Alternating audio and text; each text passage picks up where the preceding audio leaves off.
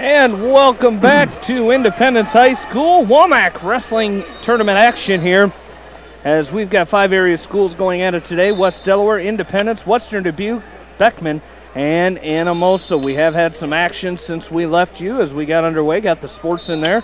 Thanks to Paul Glazer for running the boards for us and getting us going here back at the studios of Mix 94.7 KMCH.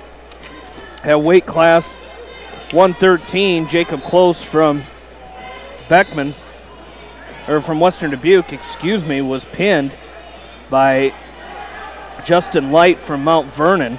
So Close from Western Dubuque is out of the tournament. Also, another match in the books here as we will get it for you.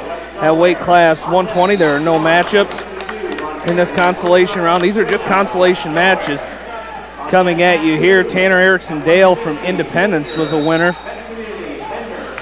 by injury default over Wolrab from Mount Vernon. So Erickson Dale will advance to the consolation semifinals. Again, that's Erickson Dale from Independence. He's winning by injury default, so he will be in the consolation semis. He'll take on the winner of Ted Ehrlich from Beckman and Navon Dunlap from Vinton-Shellsburg, which that match is up right now. Weight class 132, Connor Wickman with a fall for West Delaware over Peyton Nolting from Independence. So Wickman advances to the consolation semifinals. And at weight class, I believe that is the only area wrestlers we've had. They just had some more finish up here, as Western Dubuque, I believe, got a fall over there on mat number 6. So we're back to action, consolation semifinal round action here. And Logan Rubner, as we mentioned before, he was beaten 8-6 to Cody Feldman. So Feldman winning that match at weight class 132, 8-6. So Feldman advances. Logan Rubner from Anamosa is out of the tournament. Yeah, Jamie, that's what's happening right now. You win this match right here, you stay in the tournament. You lose this match, you're knocked out of the tournament, you can't score any more points. And, you know, for Independence to win this tournament, they've got to continue wrestling well and get their guys through. For West Delaware to win this tournament, they've got to continue wrestling, get all their guys through. And for Western Dubuque is wrestling very, very strong. They're without 2 or 3 of their top people. They're wrestling very, very well today. For them to continue, they've got to get everybody through.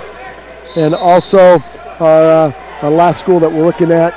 One more here. Brad Ertl was beaten by Bo Bowman 7-3 at 113. Okay. So Ertl is out of the tournament as well. All right. So taking a hit right there. We're down at we got a couple of area matches going on right now. Over to our left at 126. In a consolation match, we have Ted Ehrlich taking on Navon Dunlap. And then over on mat number 6 at weight class 152, we've got Nick Reinert from Beckman taking on Sebastian Sadler from Center Point Urbana. And on mat number 4, we have Sam Dolan from Anamosa, the freshman, taking on Jacob Wessling from Clear Creek, Amana. And we've got a lot of action set up for you. Dunlap is ahead at weight class 126. Dunlap is ahead of Ehrlich right now, 7-0 with 1:18 left to go in that match. Again, you win, you stay in. You lose, you're out of it. They will wrestle this match, and then I think, Jamie, they're going to wrestle, take a short break, wrestle one more consolation, or maybe they'll wrestle the front side. Yeah. Wrestle this, wrestle the front side, and then roll up the mats. Then they're going to roll up mats and pull out some bleachers, and I think we'll be ready for the medal matches after a couple more rounds. So Dunlap has Ehrlich on his back and picking up some more back points right there with a very nice half. Nelson might get the fall here as he's going to tee out on Ehrlich. And there's the fall. Navon Dunlap from Vinton-Shellsburg will stay in the tournament as he picked up a 3 minute and 29-second fall over Ted Ehrlich. Ted Ehrlich will get bounced out of the tournament, and his day will be over. Over at weight class 152, let's spy that on the far side, and let's watch that. We have Nick Reinert taking on Sebastian Sadler, and right now Reinert is up by a score of 4-0 and wrestling very, very well. Down the far side, Jamie, we have Max Ridenauer from West Delaware taking on from Anamosa. That would be an area matchup. That's Randy Von Buren. So, again, if you're Max Ridenauer, this is a gut check. I think what happened was he got elbowed in the face, and I think he felt a little dizzy. So just a black eye for Max Ridenauer. I'm not sure if we can see it from here, but said he got dinged a little bit in that match. There's a 2-point takedown by Von Buren, and he's going to pick up 2 on Ridenauer. Ridenauer, though, comes up with a wizard, and he's going to score 1, so now it's 2-1. So a nice comeback by the sophomore from West Delaware, Max Ridenauer, but he's got to get to work on his feet. Over on the far side, Reinert still up 4-1 over Sadler. Ridenauer bebopping back and forth. Von Buren is a junior at 21-15. There's a throw-by attempt by Ridenauer. He might pick up 2 if he can cut the corner. Well, I almost had the corner cut on Von Buren. Von Buren squared up and faced him off. Well, it was a great throw-by attempt. He got his feet caught up and just couldn't finish that shot. A nice job by the sophomore from West Delaware. Again, you like to stay in this tournament, Jamie. There's a double by Ridenauer. He's in deep. Let's see if he can finish it. And again, a nice down block by Von Buren as they go off the edge of the mat. Again, you don't want to get knocked out of the tournament right here. That means you don't score any points at that weight. West Delaware without a 106-pounder today, so they won't score any points there. So you hate to go through a weight where you don't score any points. Ridenauer did get 2 advancement and he has scored 4 points as he won his first round match over Sadler. Over on the far side, we have blood time with Reinert. There's a high crotch attempt by Von Buren off the edge of the mat. Got in deep, and a nice job by the sophomore from West Delaware to pull him off the edge. Von Buren short and stocky, Ridenauer long and lean. 9 seconds left to go. Again, you don't want to give up 2 here. If you're Ridenauer, you'd like to get 2 if you could. Might end up going to the second period. There's a throw-by attempt by Ridenauer. First period's going to be over. Over on the far side, Reinert and Sadler going at it.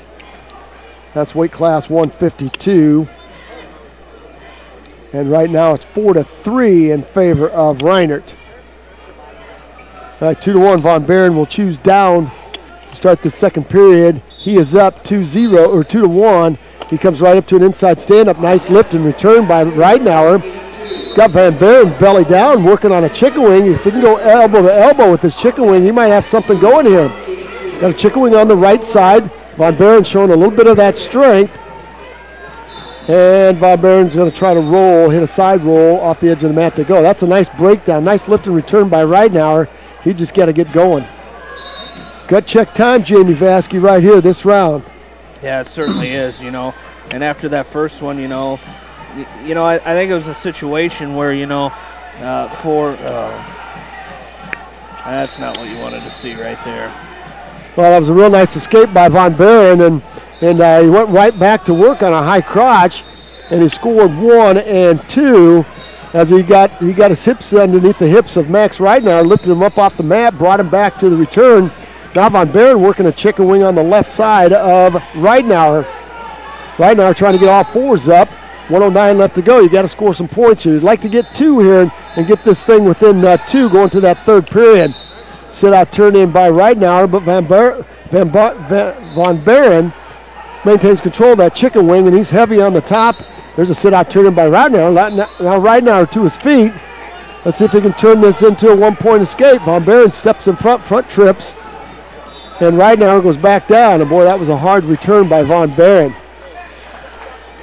Ridenauer's going to get up just a little bit slow. He has certainly taken a beating today, but hopefully he's like that Timex watch, takes a beating but keeps on ticking. Here we go.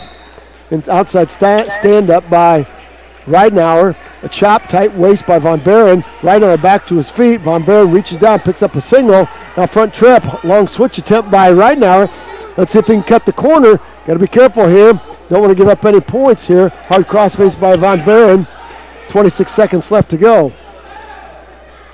5-1's your score. Consolation match is at 152. You win, you stay in. You lose, you're out. And again, the West Delaware Hawks certainly would like to pick up some points out of Max Ridenauer. Comes in the tournament unseeded, but you certainly would like to wrestle above your seed and continue. You win here, you got at least 8. It's going to be stalling against Von Buren. And 1 point by Ridenauer. Nice job as Von Buren cut him loose. Now Ridenauer's got to go down. 5-2. Boy, that was huge right there, Jamie. Yeah, it was. You know, late in that period, you get the big escape, did Ridenauer, and that's what he needed. Now he's going to go down.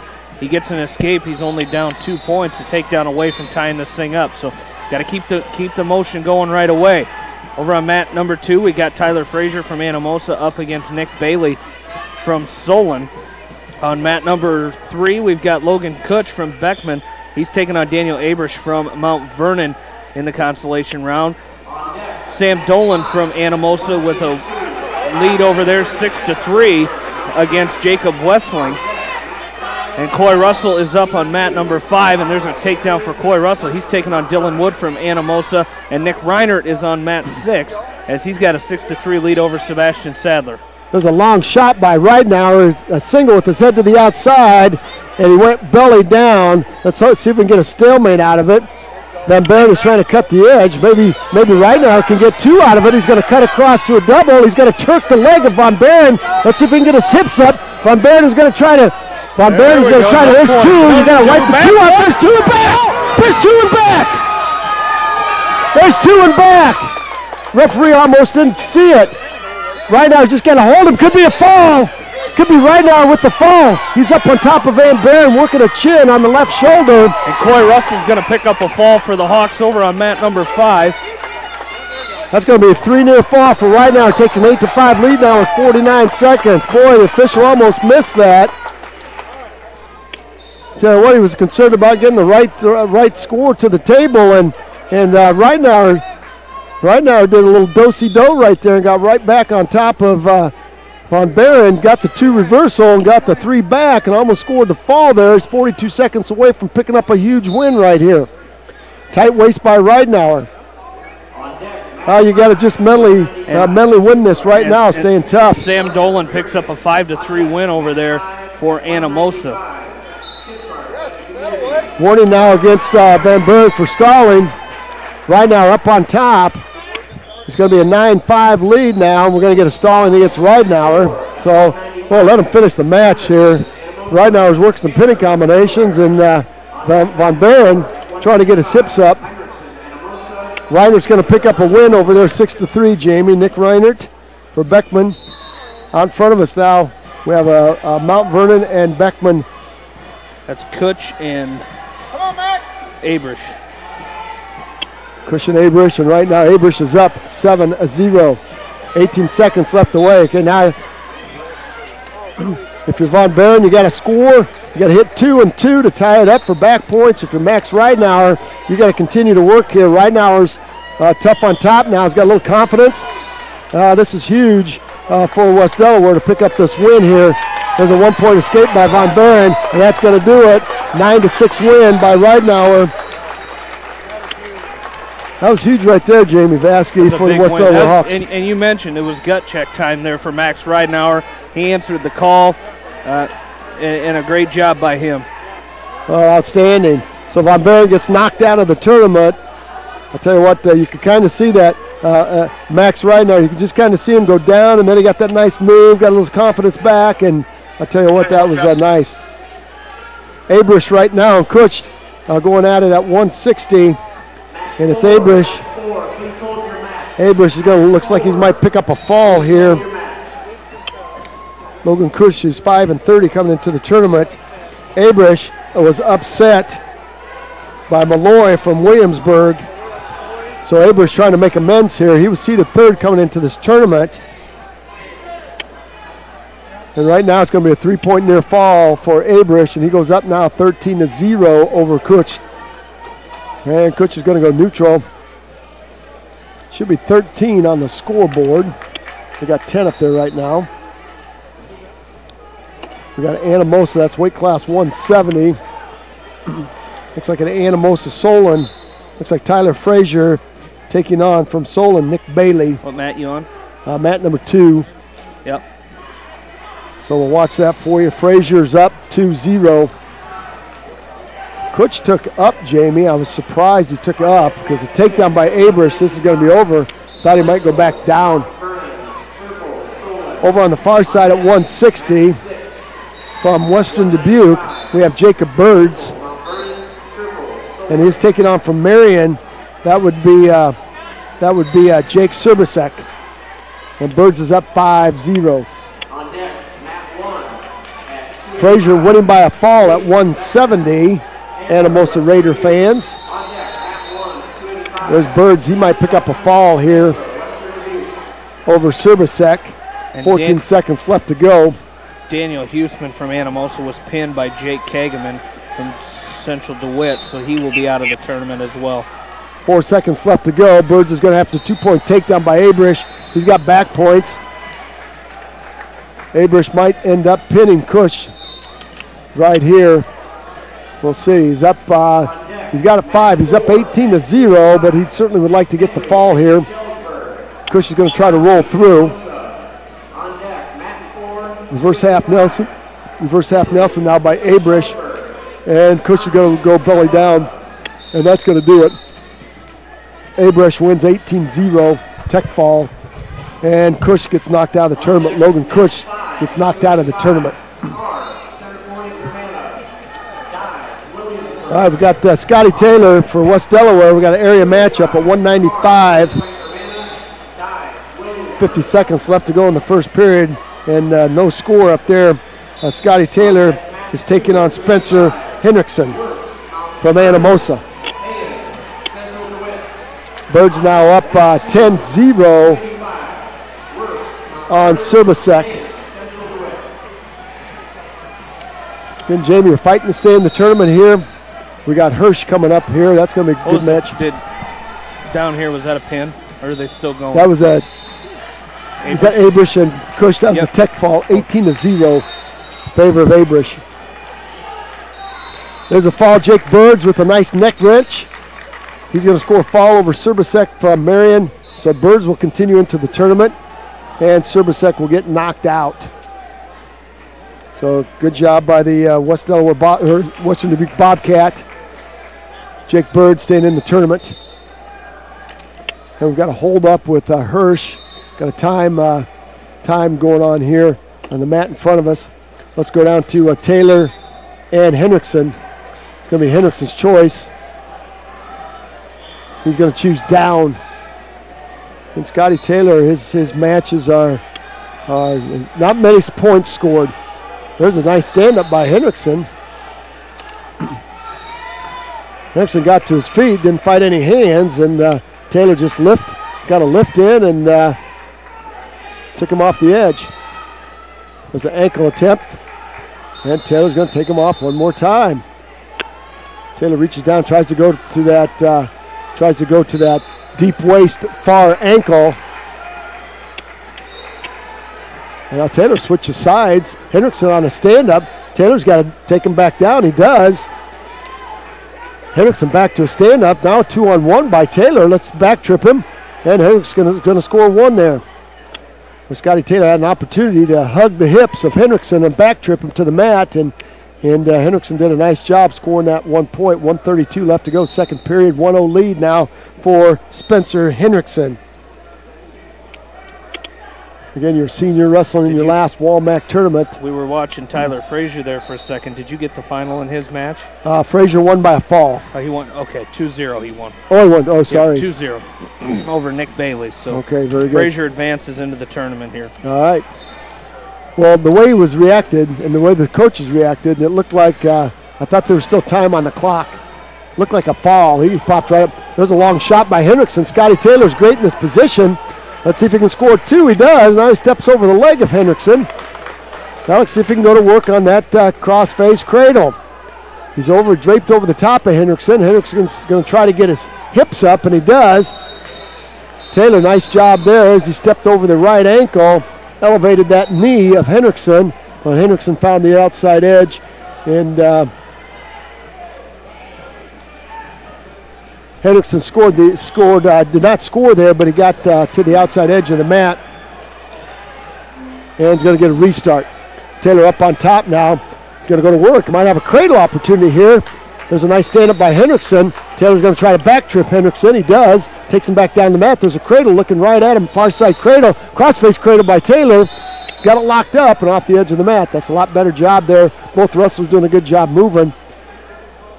285 to our left. That would be Jake Dye from Williamsburg, taking on, I believe that's a Leak from Beckman. That would be Colton Leak. Scotty Taylor, nice job. Hard crossface. Might have a butcher. Trying to set up that cradle. Well, he's got the Hendrickson's head going to his knee. 18 seconds left. Trying to lock it up. Hendrickson straightens that body out, straightens that leg out, and Taylor's going to have to go back to work. 10 seconds. Hard crossface now by Taylor. He's got his weight planted on top of Hendrickson and doing a nice job with that crossface, and that's a good ride there. Scotty Taylor, when he can get somebody broken down, he's very, very tough, and now it's going to be Taylor's choice, I believe. And Taylor's going to go down.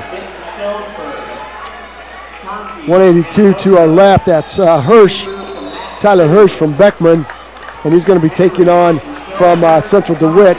That's going to be Lucas Franzen.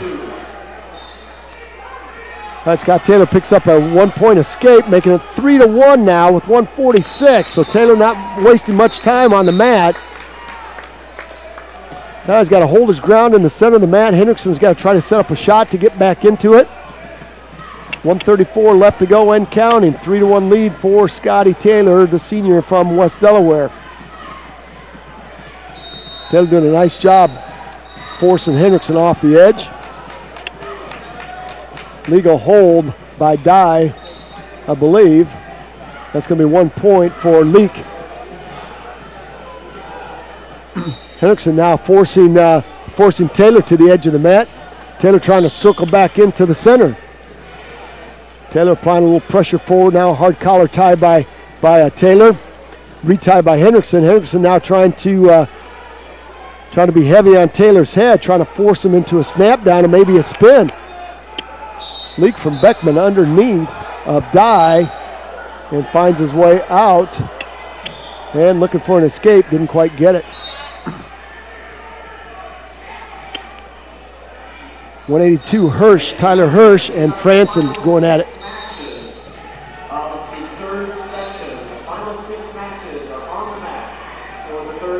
All right. Finals. Well, they're going to go to 3 mats, so they're going to take a break after this round right here, and they're going to roll up some mats. 32 seconds left. Scotty Taylor up 3-1. Hendrickson has not taken a shot, but Taylor did get dinged for stalling. Again, for Scotty Taylor, you got to work some underhooks in there. You got to fight. There's a long shot by Hendrickson. Taylor in the down block. 17 seconds left to go. Retie. Hendrickson shoving Taylor off the edge of the mat, and we're going to get stalling against Taylor. And you got 1 point for Hendrickson. It's 3-2 now. Takedown for Hendrickson's going to win this thing. Taylor's got to latch onto that head of Hendrickson. Hendrickson's going to dive in. 7 seconds left to go. Short arm drag by Taylor. And 4-3-2. And Scotty Taylor's going to survive this. 3-2. What a match. Scotty Taylor will survive and wrestle at least 2 more now. Got an opportunity for a 5th or 6th or 7th or 8th. He's back in for 2. He's going to score at least 8th here. Get some points. Hirsch and Franzen. Hirsch now up 2-0. Nice takedown there in the end of the first period, excuse me. Out in front of us at 285.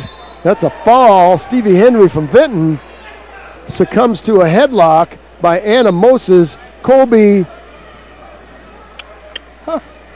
That was a big-time headlock there by the 11 and 17 Tunnies. Colby Tunnies, he locked that headlock up, and I'm not kidding. He launched the big guy from Vinton. Stevie Henry, seeded 3rd, 20-8 coming into the tournament. He's bounced out. He is bounced out of the tournament by Colby Tunnies. Hirsch riding Franson. Hirsch riding Franson up on top. Solid tight waist with a chop. Outstanding job. There's a cradle by Hirsch. Franson straightens that leg, splits the hands of Hirsch. 1:20 left to go. Leak and Dye 1-1 with 1 minute left to go in the match. That penalty point. There's Leak in on a single. Excuse me, that is not Dye. That is from Western Dubuque. Hafler. That is Hafler. That's a takedown by. Thank you. Takedown by Leak. So he takes a 3-1. Takes a 3-1 lead. And Hirsch still with that 2-0 lead over here. 50 seconds left to go in this second period. Tell you what, it's do or die right now. There's a stand-up by Hafler. Leak just cut him loose. Leak was riding, then he just cut Hafler loose. Opportunity here for Hafler from Western Dubuque. Dylan Hafler, the junior. Opportunity to pick up a huge win for Coach Paul Cleary and the Bobcats. 30 seconds left to go. Again, Leak hanging on to a 3-2 lead. It's do or die time now for Hafler. He's got to find a shot that's going to work. He's working the head of Leak. Leak with a retie on. There's a nice double. Nice double by Hafler, but he went belly down, didn't get his hips underneath. It looks like Leak is going to down block. Hard crossface now by Leak, and he's going to pick up a 2-point takedown, and he's going to win this match by a score of 5-2. Colton Leak will advance with a 5-2 win, and Dylan Hafler will get knocked out of the tournament for the Bobcats.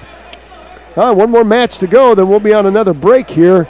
We got one period to go. Hirsch still hanging on to that slim 2-0 lead over Franson from Central DeWitt. Lucas Franson, the sophomore, coming into the tournament 11-12, unseeded, but wrestling very, very well. Cross-body ride by Franson. Hirsch gets his hips up. Hirsch might pull his head out the back door and pick up 2. Now Franson's going to kick free and give Hirsch 1. There's a headbutt by Hirsch. Boy, Hirsch came right in and headbutted Franson. Thought we might get a call on that. Hirsch drove that head right into the forehead of Franson. And we saw it from up here. There's a double by Hirsch. He's going to sit Franson on his backside and pick up 2. 5-0 lead now for Tyler Hirsch. Hirsch showing a little physicality right now on the sophomore. Well, Hirsch is a sophomore too. 1:20 left to go. It's a 5-0 lead. So Hirsch coming in here seated 4th. He's not going to get 4 as he was pinned by Trevor Roman from Center Point Urbana in that quarterfinal round. So Hirsch is trying to make the best of a bad situation coming out of this with maybe a fifth place position. 54 seconds left to go, 5-0 lead. Hirsch on top, working a crossface. Now working an inside wrist on Franson.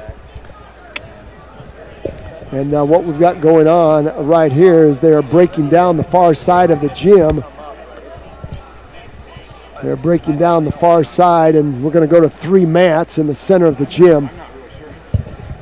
30 seconds left to go. And Hirsch solid up on top right now, right on the edge of the mat, but Franson not moving. Hirsch in that Syracuse spiral ride. And now we're going to go off the edge of the mat. We've got to get a restart with 21 seconds left.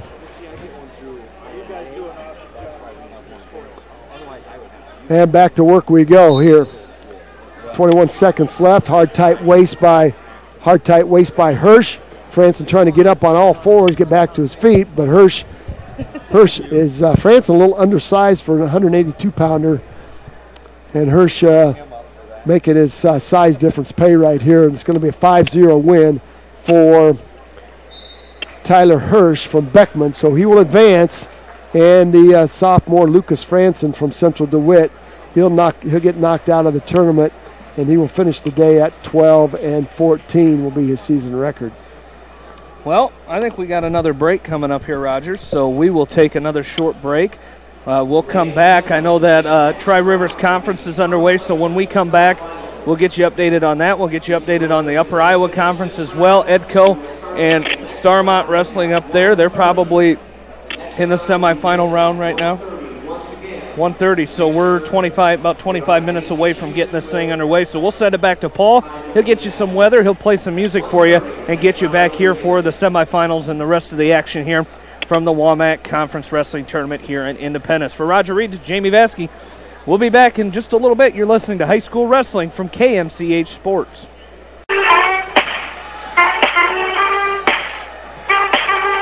And welcome back to Independence High School for the WaMaC Conference Wrestling Tournament. As we get you set the stage here, West Delaware in first place with 139 points, Independence in second with 134, Western Dubuque in third place with 124, Williamsburg in fourth place with 110. So I tell you what, look at the score, how it's closed up, and it's becoming quite a tight race. We said it could be between our three top area schools, West Delaware, Independence, and Western Dubuque, and it has been just that, Roger. We're in the consolation semifinals right now, and up for us at 106 pounds is Jacob Wolf from Independence. He is taking on, from Vinton Shellsburg, Connor Miracle, and right now it's a 4-2 lead for Jacob Wolf as we're in period number 2. What a day this has been. This is just a consolation round match, but we've had a lot of good action here.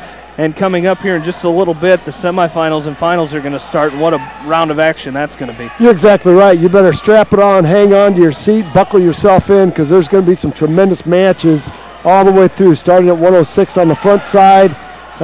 Unbelievable matches. There's Jake Wolf with a fall over Connor Miracle. Nice cross-face cradle by Jacob Wolf at 106. And Jake Wolf is going to find himself in the 5th and 6th place match here, coming in unseeded today with a record of 14-24, and he's going to be in the top 6 here today. And we'll find his opponent here in just a second. It'll be the winner or loser of the match going on in front of us, and that is from Maquoketa. That is Lucas Davison, and from Williamsburg, Colleen. So, tell you what. And Wolf got an 8 seed in this tournament yesterday. 8, 9, 9 was up there. They didn't do 9. I think they drew the rest of them. And I think they did 8 and then drew the rest. So having a great day here. Well, we always talk about that when you get into a tournament like this. Check out where you're seated, and then you got to wrestle for your team to do well. You've got to wrestle at least to your seed. And if your team, if you want to really improve on your team position, you got to wrestle above your seeds. And we're seeing that in several teams here today. I think. Right now, Jamie, Western Dubuque is doing a fantastic job. I think 3 of their guys short-handed today, but the guys that have brought, they have stepped up. They're wrestling very, very well. And hats off to Coach Cleary for getting his kids ready. And then also Williamsburg is having a nice meet. But we knew they would. We knew they're capable of doing a good job and wrestling very, very well. So. We had a young man from Maquoketa down here. He got stunned, Jamie, at weight class 113. That's Bo Bowman. Justin Light, the freshman coach's son, brought him back down to the mat. And tell you what, Bo Bowman's head, he slapped the mat hard, and he got up just a little bit dazed, I believe. From Clear Creek, a man at 126, winning by a fall. Our next area matchup, I believe, will be Connor Wickman at 132 coming up. We're going to check that out for you here as taking the mat. That's Marion at 126. That's Marion Central DeWitt. Yeah, we can. Yeah, Drew Davis at 120. 120. He's up next on mat. He's on deck on mat 2 in 54 seconds. So, Jamie, why don't you remind some listeners that have just joined us, go through those semifinals, because there are going to be some terrific matches right there. All right, we can just go through it all. At 113, Patrick Woods from 106. We're going to have Colin Kerprick in at 106. He's going to take on Jordan Overbay from Center Point, Urbana. Weight class 113, Patrick Woods and Mitch Evans will face off in the semifinals. At 113, Brad Ertl and Jacob Close. Ertl from Beckman, Close from West Dubuque are out of the tournament at 113. 120, we got Logan Riley from West Delaware taking on Keaton Sherwood from Bent Community. On the bottom side, we got Bailey Thurm from West Dubuque taking on Louis Ganida. On the backside, we mentioned Drew Davis will be taking on Jason Overbay. And that match will be up right here in front of us. 126, Sam Phillips from West Delaware. In the semis, he'll take on Zach Feasley from Center Point Urbana. On the backside, Tanner Erickson Dale from Independence will take on Devon Dunlap from Vint Shellsburg. Ted Ehrlich from Beckman is out of the tournament. Weight class 132, Austin Hush from Western Dubuque is in the semis. He'll take on Nick Hyland. What was the final there? 9-7 Davidson? 9-7 Davison over Colleen from Williamsburg. 132, Nick Hyland and Austin Hush from Western Dubuque. On the bottom side, no area wrestlers. On the back side, we'll have Connor Wickman from West Delaware taking on Cody Feldman from Beckman. Peyton Nolting and Logan Rubner. Nolting from Independence. Rubner from Anamosa are out of the tournament. Weight class 138. Cody Neighbor from Beckman is in the semis against Colin Conway from Marion. And Bo Vasky is in the semis against Garrett Blythe from Williamsburg. On the backside, we will see Blaine Walker from Anamosa taking on Luke House from Independence. Weight class 145, we'll have Chase Straw from Independence taking on Timmy Tutton from West Delaware. On the backside, we have Levi Hush from Western Dubuque taking on Sam Dolan from Anamosa. Weight class 152, we'll have Jake Jewell from Independence taking on Dylan Ganson from Western Dubuque in the semis. On the top side of the bracket. On the backside, Max Ridenauer from West Delaware will be taking on Wyatt Streets from Benton Community. And Nick Reinert from Beckman will be taking on Mitchell Stahl from Williamsburg. Randy Van Buren from Anamosa is out of the tournament. Weight class 160 will be Jake Voss from West Delaware in the semis against Logan Mayberry from Macokota. And Nicholas Holt from Independence is in the semis against Vic Malloy from Williamsburg. On the backside, we have Jacob Birds from Western Dubuque taking on Jake Kageman from Central DeWitt. Logan Kutch from Beckman and Daniel Huseman from Anamosa are out of the tournament. Weight class 170, Brent Lammers from West Delaware is in the semis. He'll take on Drew Schrader from Central DeWitt in the semis. On the bottom side will be Max Lyon from Western Dubuque taking on Trey Ryan from Mount Vernon. On the backside semifinals, we'll have Zach Kramer from Independence taking on Tyler Frazier from Anamosa. Weight class 182, Kyle Fank from Independence is in the semis. He'll take on Trevor Roman from Center Point Urbana.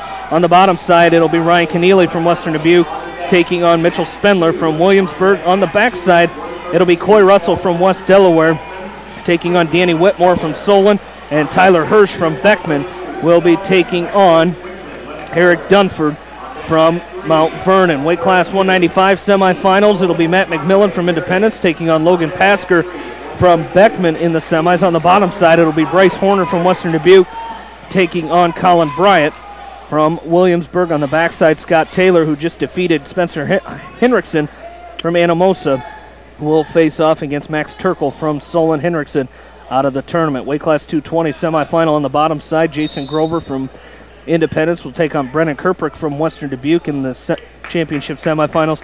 On the backside, it'll be Will Wenger from West Delaware taking on Luke Funky from Beckman. And at heavyweight, we'll see Quentin Taylor from Benton Community taking on Mitch Zaleski from Independence. And on the bottom side of the bracket, Richard Hevron from West Delaware will be taking on Logan Linderbaum. On the backside, we're going to have an area matchup as Colton Leak from Beckman will take on Colby Tanges from Anamosa as Leak defeated Dylan Hafler from Western Dubuque, knocking Hafler out of the tournament. So that's the stage is set. When we get if we get another break in the action here today, we will run through our Tri-Rivers Conference and our Upper Iowa Conference for you as well.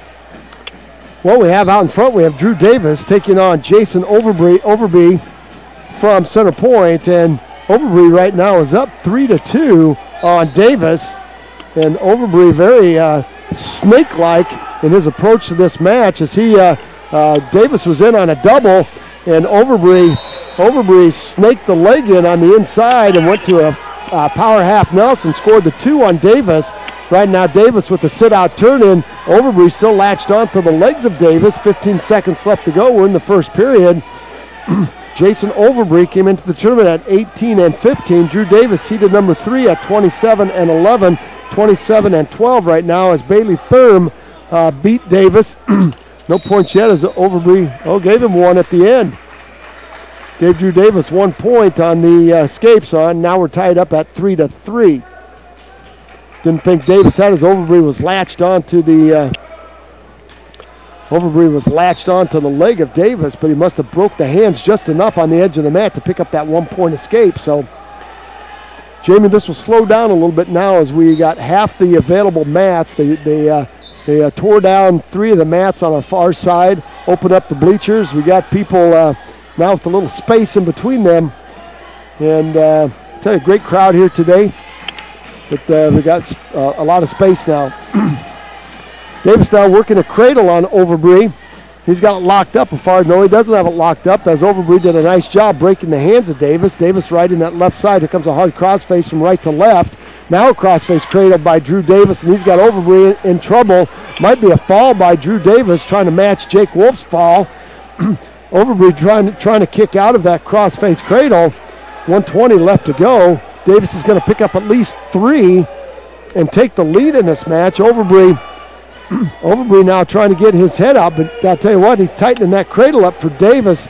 Davis could score the fall here. Referee, there's the fall right there, and in at 2:55, 3:55, Davis will score a fall. So he will move on to that 5th and 6th place match for the Independence Mustangs, as Jason Overbury will then get knocked up. He will take on Tony Garcia from Mount Vernon, who's a freshman at 12-9 for that 5th and 6th place spot. Well, out in front of us now, area matchup at weight class 132. We have from Beckman, Cody Feldman. He's 28-13, taking on Connor Wickman. And Feldman with a couple of close matches. He scored 21 points against Jose Maldonado in that first match with a technical fall. So Connor Wickman will have to wrestle very, very well here. Feldman coming in at 28-13. He's 1-1 right now, so he's 29-14. That's a good campaign to win 29 matches as a freshman. And over on mat number 1, we got Tanner Erickson Dale from Independence. He's taking on Navon Dunlap from Vinton Shellsburg. Just underway in that match. 30 seconds gone. Still scoreless between Dunlap and Erickson Dale. Independence is 2 for 2 this round so far with 2 falls. So West Delaware are going to try to match that. Performance so far by the Mustangs. Navon Dunlap and Tanner Erickson Dale. Dale is 16-27, a freshman, and Dunlap is 17-18 as a sophomore. So a couple of even Stevens going at it at weight class 126. Wickman and Feldman. Feldman very Leach-like too in his approach to sticking on people. Wickman 1:03 left to go in the first period. Again, you win this match, you wrestle for 5th and 6th. You lose this match, it's 7th and 8th. And Connor Wickman came into the tournament seeded 3rd. So, Jamie, if West Delaware wants a shot at this team title, Connor Wickman's got a big job to do here. And that's what a lot of them, just with the Hawks, they have to wrestle to their seeds. And I think that's going to be key for the Hawks if they want to win this thing. And those number 1 seeds got to continue doing what they do best, and that's win. Connor Wickman now is going to fireman's carry Feldman, and he's going to dump him on his side. He might have some back points here. Referee down counting. Might be a foul right there. That's got to be a foul. Wickman's got Feldman locked up. The referee's got to jump from side to side. Might be a mat slapper right here, as Wickman with 23 seconds is up on top of Feldman. Referee bouncing back and forth. There's the fall in 140. So Wickman will wrestle for 5th and 6th as he pins Cody Feldman. That's a very nice fireman's carry. And I'm telling you what, Connor Wickman shoots that fireman's carry as well as anybody around. Now I've got an area matchup right in front of us. Tanner Erickson Dale and Dunlap at the end of the first period. It's 0-0. Out in front of us at weight class 138 from Independence. From Independence, you have Luke House. And from Anamosa, Blaine Walker. So House and Walker. Walker is a 9-23 junior for Anamosa. House is a 15-24 sophomore. So got to probably favor House here looking at records. But again, we've seen some youngsters with non-winning records here today come in and wrestle lights out and get themselves into the tournament and advance.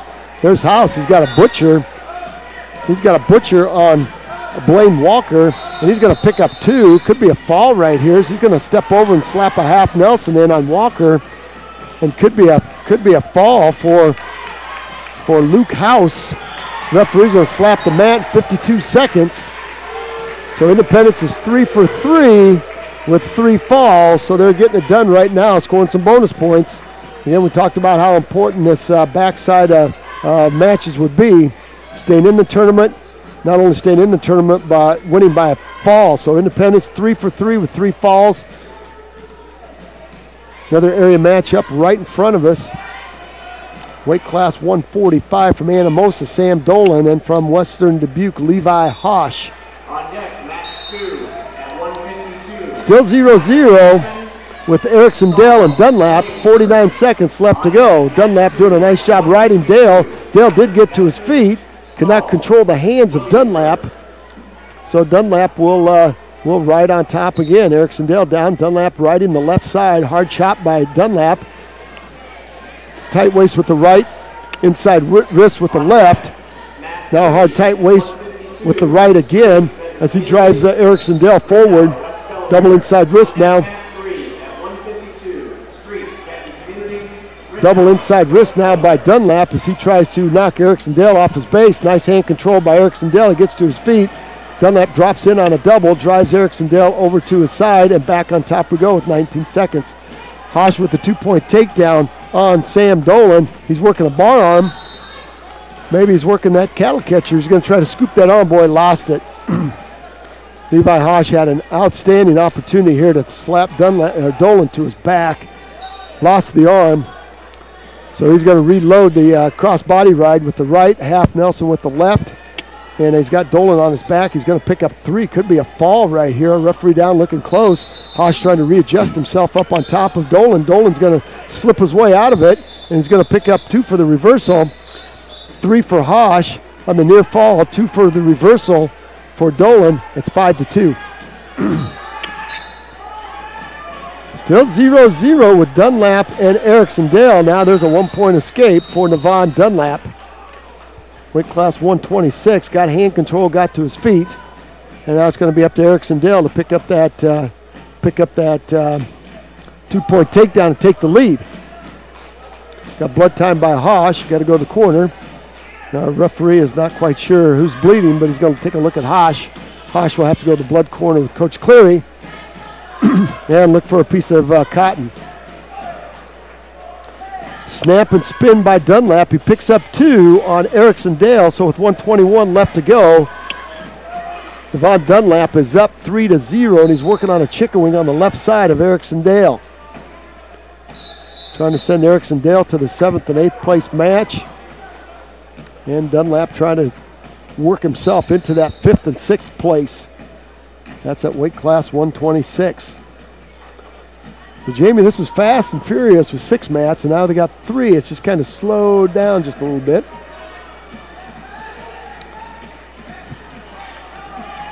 So, you're going to give us a Tri-Rivers Conference update here when we get a break, and then on that Upper Iowa Conference, that thing might be ready to start the finals up there at Starmont, so we'll check that out. I think they're still in the semis.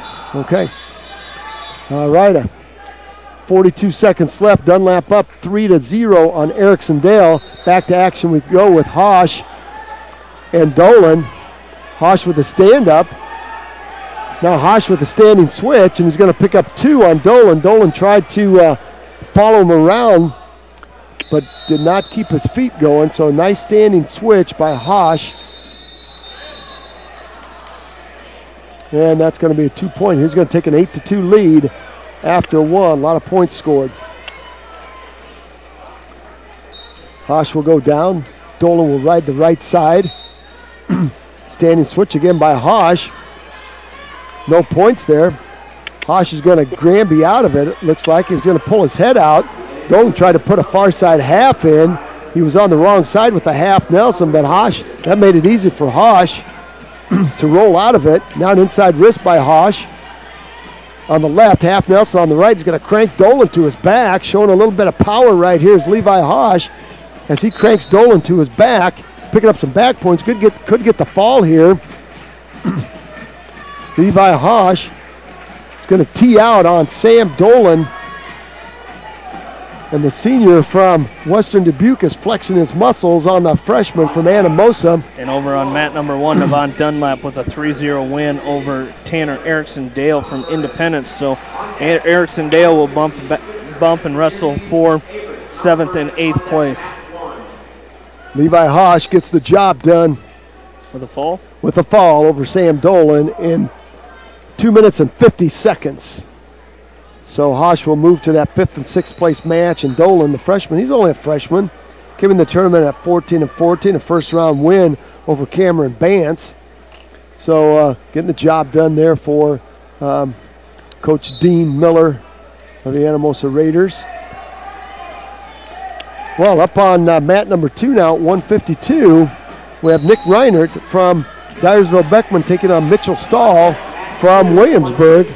And Stahl comes right out with a 2-point takedown on a double leg. Caught Reinert sleeping. I didn't think Reinert thought he was going to shoot that quick. But he came right out and shot on the whistle and caught Reinert sitting flat-footed. And then he finished the shot, so he picked up a quick 2 points, and now he's going to work on the upper body of Reinert with a hard tight waist with the left and a hard chop, working that right elbow of Nick Reinert. And now Reinert belly down to the left center of the mat. Got 3 mats. Got mat 1 to our left, mat 2 right in front of us, and mat 3 to our far side right. Again, after this round right here, we will next have the front side semifinals, and there's going to be some tremendous matches on those semifinals. That's where the rubber is really going to hit the road right there in those semifinals. It's going to start right off at 106. Stand-up attempt by Reinert. Nice job by Stahl to dive back in on a double. I'll tell you what, Stahl stopped moving, and Reinert could pick up a 2-point reversal here. He's got his leg to the inside. He picked it up. Stahl stopped moving. That let Nick Reinert get his hips out. He's got his right leg inside the left leg of Stahl, and he got a 2-point reversal out of it. Now we should have a stalemate. I think our official's going to let him wrestle here for the last 16 seconds. As Reinert is latched behind both the arms of Stahl. It's tied up at deuces with 8 seconds left after this first period. Now Stahl might have a 2-point reversal. Stahl with the 2-point reversal as he picks Reinert up off the mat. Goes to reverse Granby cradle and picked up 2 and 2. So with 8 seconds left, you thought Reinert was going to be in great position to go the second period down or tied up at deuces. It's Mitch Stahl, the junior from Williamsburg, very opportunistic. Felt that pressure change. Scored 2 and 2 with that reverse Granby cradle. That was a nice job there of never quitting. Nick Reinert now is going to go down to start the second period. Inside stand-up by Reinert. He might have a 2-point reversal again. He's got his left leg now trapped inside the right leg of Stahl, far side Half Nelson. And we're going to get potentially dangerous right there, as that knee of Mitch Stahl was twisted just a little bit, and our referee, Johnny, on the spot right there, stopped the match. Well, Jamie, we have Max Ridenour from West Delaware on mat 3. And he's going to be taking on from Benton Community. Wyatt Street. Wyatt Street. Let's get the skinny on Wyatt Street. Wyatt Street is 17 and 15, and he's a senior. Not sure, did these two wrestle a few weeks ago with that? I don't know that they did. Sure. Benton Community and Williamsburg. That triangular on the blizzard night.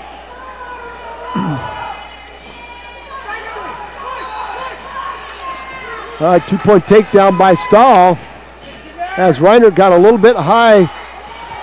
Excuse me, that's a reversal. Reinert got high riding. And it's going to be 2 for Stahl, 2 back for Stahl. And it might be a 1-point reversal. No, it is not, as Reiner finds the edge of the mat. Stahl finds the edge of the mat, and it's going to be a 10-3 lead for Mitchell Stahl. Huge match right here for Max Ridenour for West Delaware. All right, back to action we go. Second period underway, 34 seconds left. Mitch Stahl all over Nick Reinert right now by a score of 10-3. Reinert has been close a couple of times to turning Stahl to his back. And now it's going to be a 1-point escape for Reinert. Reinert in on a double. A pancake by Stahl. He goes double underhook and a pancake to Reinert. Reinert spins out of it. Stahl pounces on top of him for a 2-point takedown. Now a half Nelson by Mitch Stahl. And that's going to do it. Second period over, 12-4. Mitch Stahl working on a major decision. All right, and Stahl with 2 minutes to go has chosen down to start this third period. And there's the set. Reinert's going to ride the right side. Reinert on the right. Stahl, nice sit out, turn in, now stand up. Mitch Stahl, very physical. And there's a nice 1-point escape by Stahl, and he goes up 13-4 now. He just split the hands of Nick Reinert and made that look very, very easy once he got to his feet. Reinert straightforward pressure. Stahl in on a double. He's going to cut across, pick up 2. 15-4. Nick Reinert having a tough time with the physicality of Mitchell Stahl. And we've got injury time now by Nick Reinert. And it looked like he might have pulled his groin as he went to the splits. Mitch Stahl came on top of him, and that right knee of Nick Reinert slid way to the outside. He might have strained that groin muscle, Jamie. Yeah, he looked like he was in some pain there when he went down. So I think we're underway now with Ridenour and Streets. Again, Streets comes into this match 19-16. Ridenour comes in 7-7. Does that look right? Yep, he's 2-1 on the day so far. Like to go 3-1. The Hawks would like him to go 3-1. Streets short and stocky. Heavy on the shoulders. Max Ridenour long and lean for 152 pounds. And again, now they're going 2-2-2 all the way through here. Sometimes they go 1-2-2 on the backside. They're going 2-2-2. And we're underway. Sweep single attempt by Streets. Reshot by Ridenour. He's got that leg of Streets up. And Streets finds the edge of the mat. Good shot. Shot, reshot action at weight class 152. Boy, Reinert wincing again. This thing may be over. Reinert may injury default on that. So it's going to be second injury, so it's going to be Stahl's choice now. He's going to go down, double by Ridenour. In deep again on Streets, and once again, Streets finds the edge of the mat. No points for Ridenour, but Jamie, you got to like what Max Ridenour is doing right now. Yeah, he's coming out, he's getting after it, and that's what you like to see out of him there. You know, come out and you know, you injury defaulted in a match earlier. You're able to come back with, you know, just a black eye or going to be a black eye, and you sit here and you're taking a couple good shots and trying to score more points for your team here. 37 seconds left to go. Goose eggs up on the board. We're underway. Consolation semis. The winners will wrestle for 5th and 6th. The losers will wrestle for 7th and 8th. There's a high crotch by Streets in deep. Underarm spin by Streets. And nicely countered by Ridenour. Great action there by the sophomore from West Delaware. Hard collar tie now by Streets. Retied now by Ridenour. Ankle pick by Streets. Ridenour backs away from it. Hard collar tie again by Ridenour. And Ridenour weaving and bobbing. 6 seconds left. Now you just don't want to give up 2 here, but if you're Ridenour, you'd like to get 2. And time is out. And goose eggs after 1. Stahl has Reinert's on his back again. If he doesn't get the fall here, it's going to be a tech fall. Stahl is up 17-4. And Stahl, there's 3, and that's got to be the match right there. It's 20-4. Mitch Stahl will win by technical fall, 20-4. We've seen some high-scoring matches here today. So Reinert will wrestle for 7th and 8th, and he will have to get some ice. See if he can continue on. Max Ridenauer doing a great job with the tight waist. Short sit now by Streets. Ridenauer back on top. Working that tight waist with the left, inside wrist with the right. Streets trying to work a little hand control. Ridenauer applying a lot of pressure. I like that, Jamie. Right now, Ridenauer is applying a lot of forward pressure on Streets. Yeah, and it's not allowing him to come up, and he's still working. And right now, Streets is flat on the mat, and Ridenauer is coming out to the side and working some pinning combinations. He's trying to wing. He's gone with that ball and chain series, and Streets he's got Streets broke down. Now a nice lift and return off the edge of the mat by Max Ridenauer. Streets came up to his feet. That's what he's got to do. He's got to keep trying to break him down. Yeah, you got to love that action right there. Now out in front of us at 160, we have Jake Kagerman from Central DeWitt taking on Jacob Birds. Kagerman is 30-9. There's Streets with a 1-point escape as he popped up right to his feet, so he takes an early 1-0 lead on Ridenauer. 55 seconds left to go. Max Ridenauer could use a 2-point takedown in a big way. Ankle pick attempt by Streets, and Ridenauer fights out of it, turns that hip down. Streets almost pounced on top. There's that double again by Ridenauer. He's in deep. Let's see if he can make that work. Headlock attempt by Streets, and off the edge of the mat they go. Ridenauer's giving straight pressure. There's a snap and spin by Kagerman as he picks up 2 on Birds. Shot, reshot. Streets trying to work that ankle pick. And Ridenauer doing a nice job keeping his feet away. Again, that's very difficult for the short body, the short levers of Streets. Wyatt Streets. Streets got in on that ankle pick for a 2-point takedown. So now it's 3-0 with 14 seconds left to go. Boy, you sure would like to went to that third period at least 1-1, Jamie. Haven't got that other 2 up on the board yet.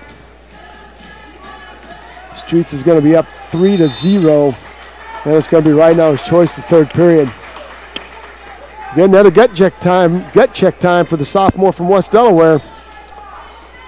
Yeah, it really is. You know, he was in a similar situation the last time he wrestled here, and when he was up against Von Buren from Anamosa, you know, he found himself down in the match and was able to come back and pull off a big win. So another opportunity here. He was down 3 points in that match, got an escape in the third, a takedown, and some near falls. So hopefully we can see the same thing out of Max Ridenauer here.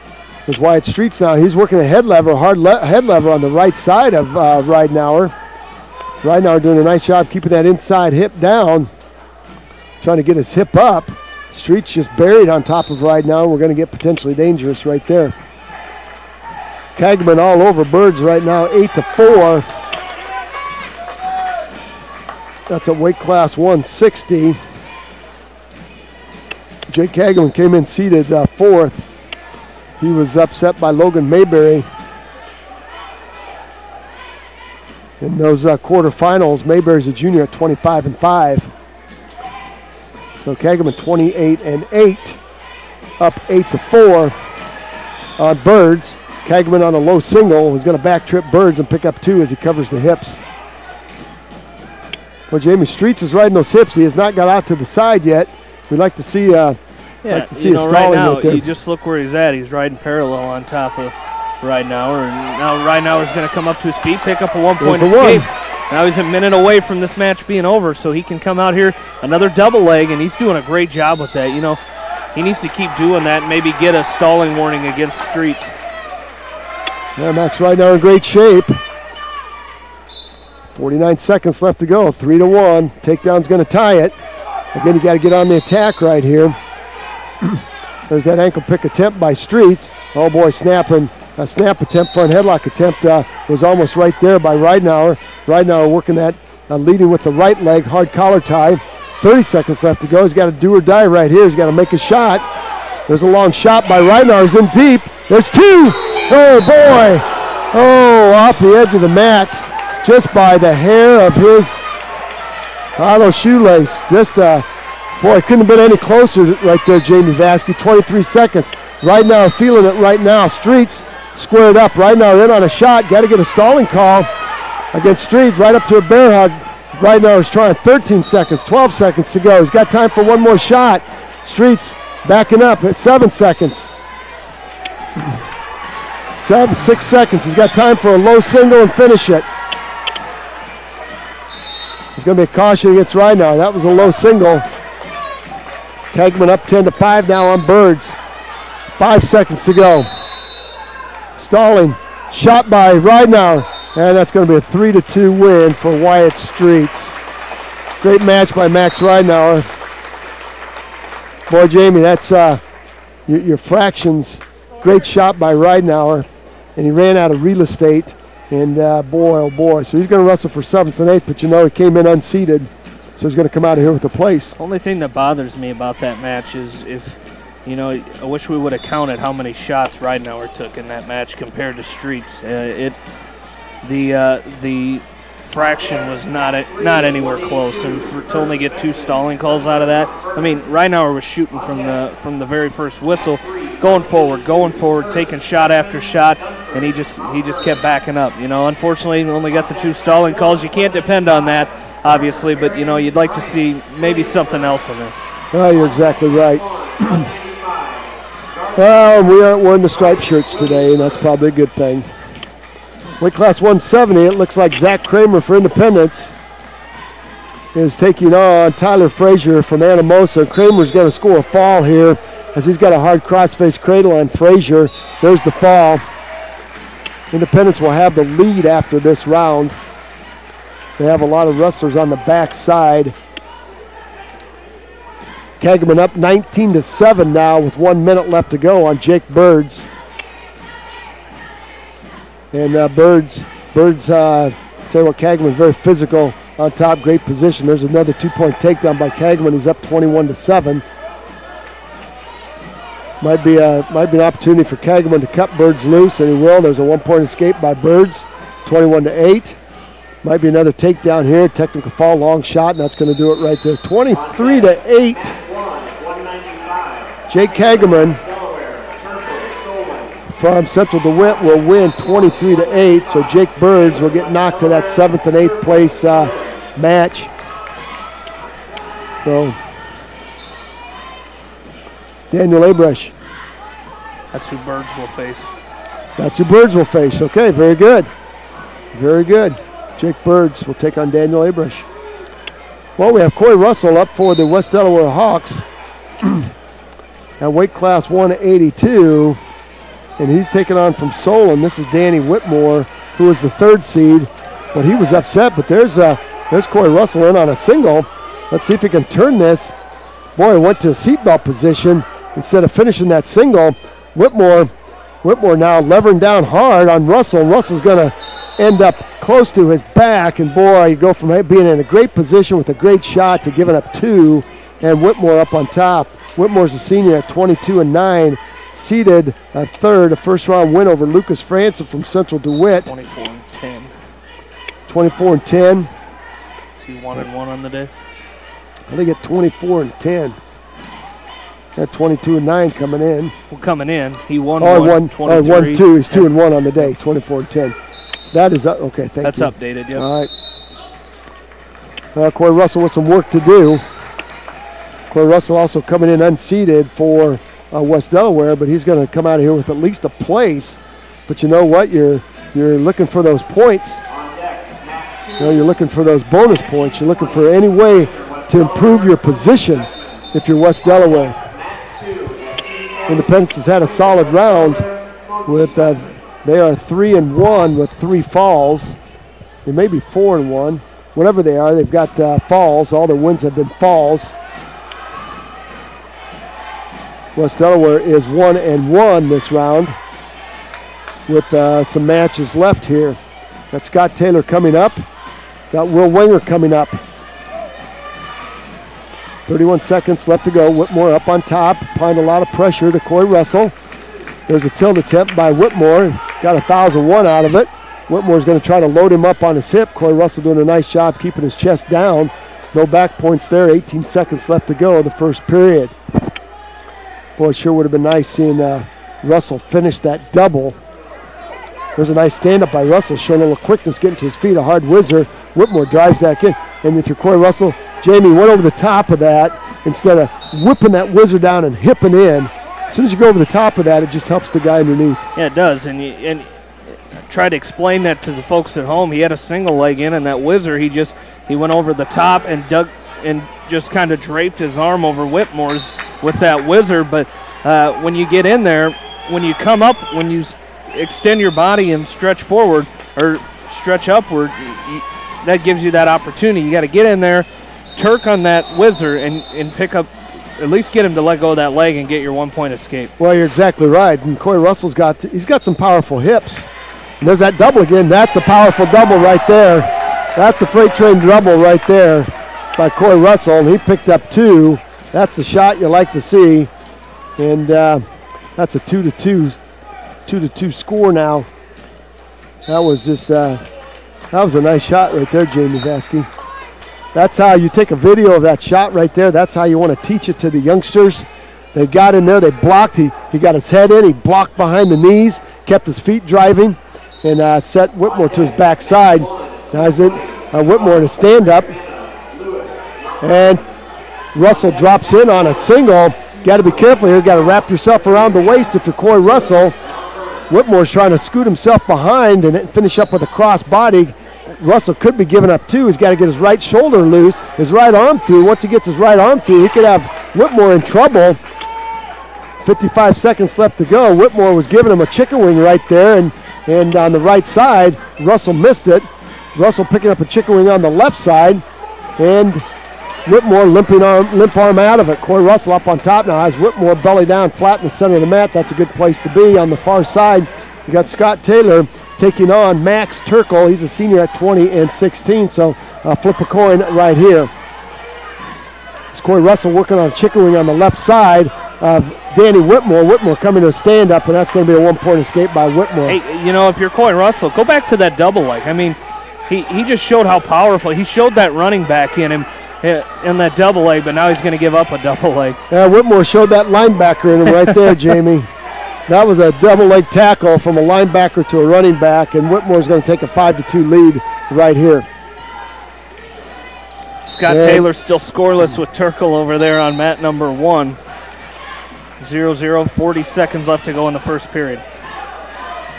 Now we're going to go neutral in this third period with Corey Russell down 5-2. He needs a couple of takedowns. There's Whitmore in on a double. Front headlock attempt by Russell. Let's see if he can cut the corner. Boy, he might have a cradle locked up. He's got cradle locked up. There's back points.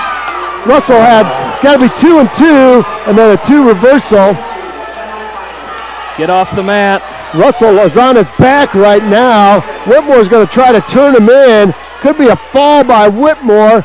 Russell had a drive cradle in on Whitmore looking for the fall, and Whitmore busted his way out of it and then finished up on top of Corey Russell. What a turn of events right here. There's the fall. Boy, oh boy, Jamie.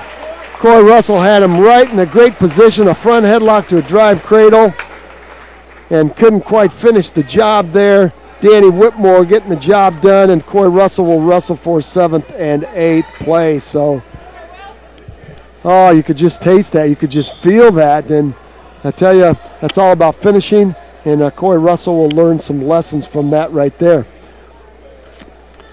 Back on the mat number 1, Scott Taylor has Max Turkle belly down, trying to set up that cradle.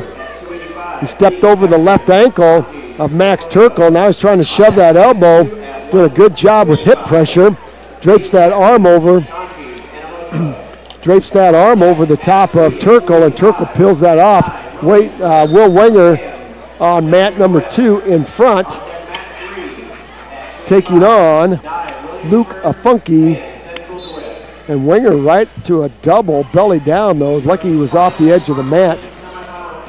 And we're going to get stalling against Scott Taylor again.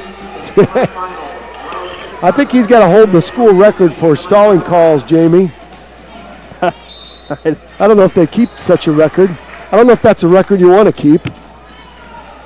But he had Turkle broken down, and referee Turkle not doing anything underneath. But Taylor riding parallel. He's got to get that inside wrist and come to the outside. He's stepping over that ankle.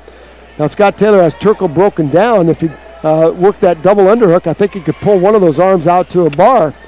47 seconds left to go. Weight class 195.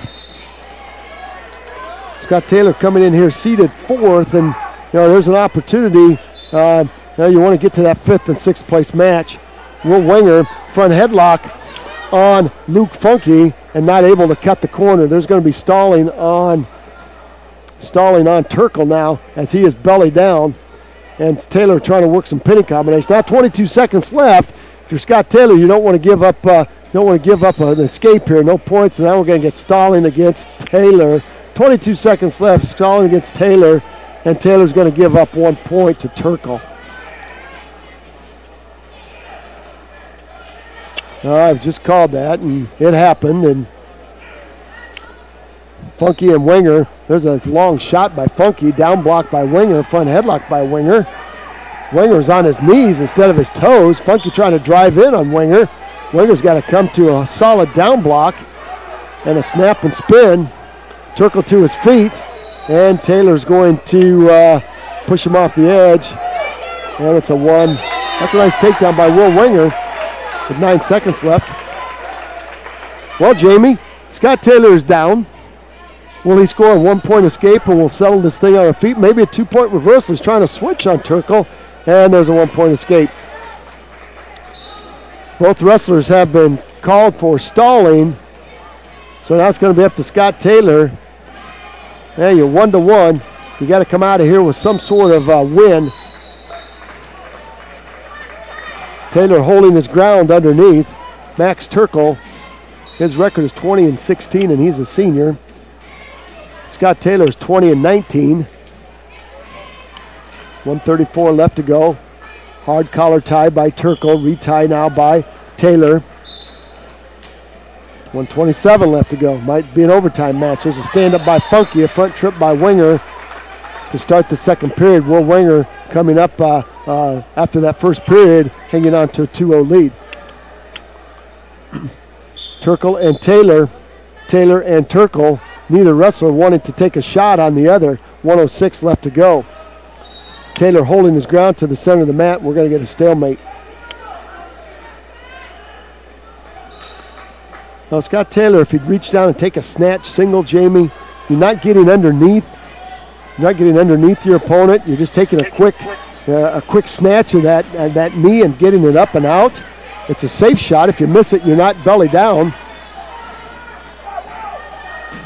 Well, Wenger looking for a chicken wing here on Funky. He's a little high riding it, and Funky's going to pop his head out.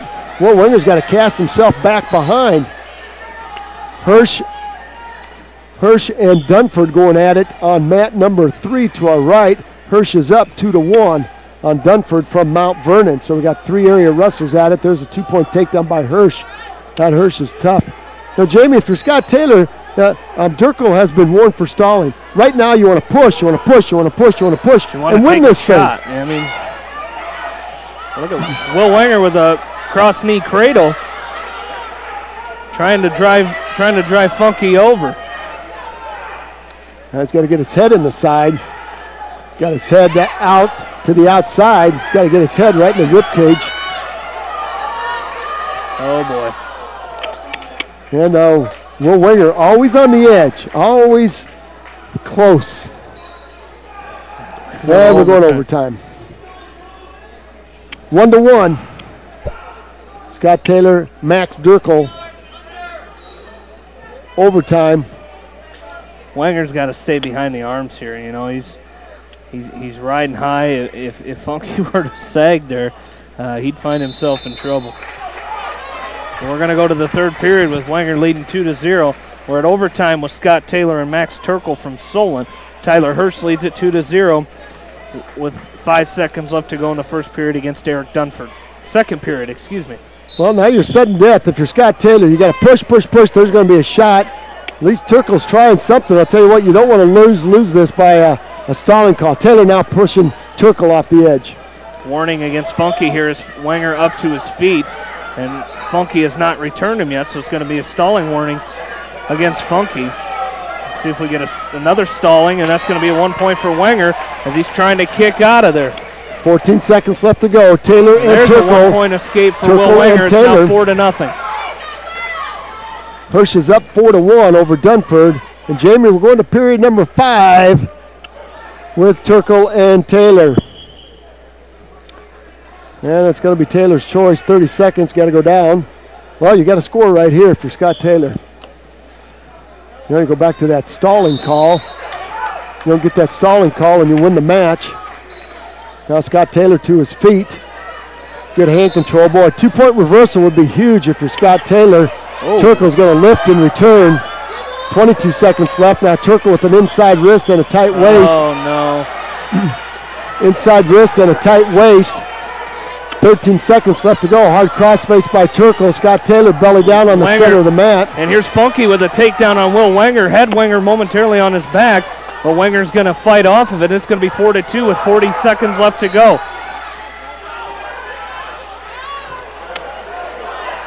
And Turkle is going to choose down. Scott Taylor is 30 seconds away from taking this to sudden death. No points for Taylor here. Will Wenger rolled right into that, Jamie. Far side half Nelson by Funky.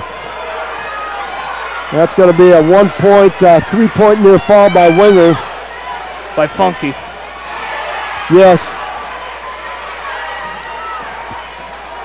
Those close matches, 2-1. Turkle's going to win this. 10 seconds left. Fall by Funky over Will Wenger. That just made the Independence crowd come to their feet.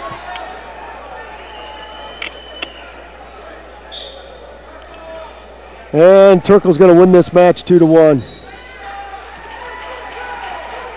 2 opportunities there, Jamie, for West Delaware to pick up some close wins.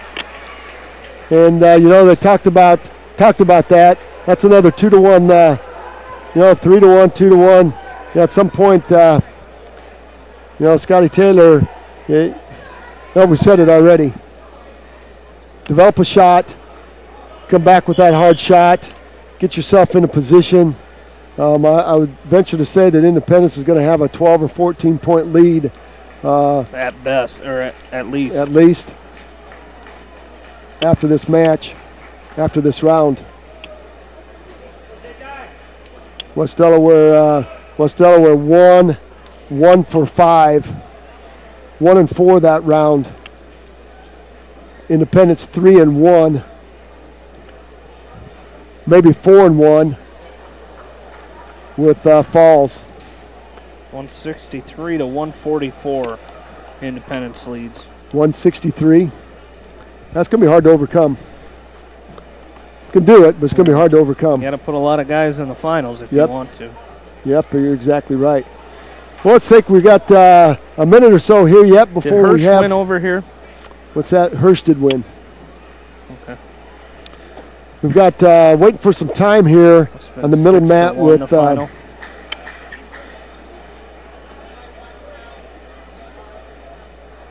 Well, while we got a second here, let's run through our tournaments that we have going here, as we've got the Upper Iowa Conference going right now. We've got Upper Iowa Conference wrestling today up at Starmont.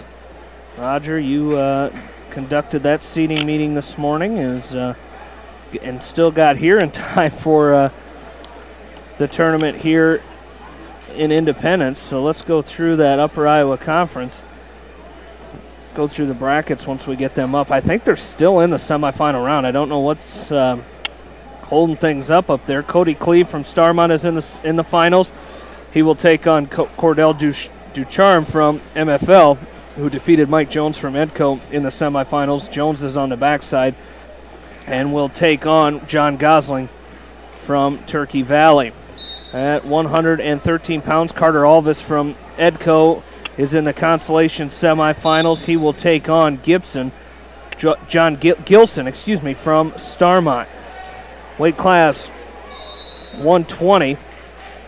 Got David Hayes from Starmont. He's on the backside. He's in the consolation semifinals. He will take on Blaze Grotegut from Postville in the semifinals. No Edco wrestlers at that weight. Weight class 126. Jake Kewins from Starmont is in the backside. He's in the consolation semifinals, and he will take on Willie Martinez from Postville. On deck, Matt 1 And Joe Meisner from Edco is in the finals. He will take on Colton Blue, the top seed from North Fayette Valley. 132. No area wrestlers there. 138. Hunter Bachtel from Starmont is in the consolation semifinals. He will take on Carson Seahays from Sumner Fredericksburg. Sawyer Amling from Edco in the finals. He'll take on the top seed Zach Bruns from North Fayette Valley. 145 pounds.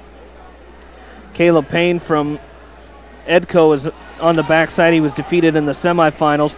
He will take on Trevor Heying from Clayton Ridge in the consolation semifinals. 152, Jet Kewins from Starmont is in the finals. He will take on Riley Merrick from Turkey Valley in the championship match at 152. Weight class 160. 160, Jamie Nefsker is on the backside. He's in the consolation semifinals. He will take on Jess Kime from Sumner Fredericksburg. 170 pounds. Matt Cook from Starmont made it to the semifinals. He was defeated. He went to the backside and will take on Kelvin Geyer from North Fayette Valley. Colton Wegman from Edco was knocked out of the tournament and will not place today. Weight class 182. Chase Peterman from Starmont is in the consolation quarterfinals. He'll take on Colton Caldwell from North Fayette Valley. Edco does not have a wrestler at 182. Neither team with a wrestler, I don't think the rest of the way out, do they? Nope. Did we find that out before? Neither team with a wrestler the rest of the way out. Let's take a look quickly while we got a second here.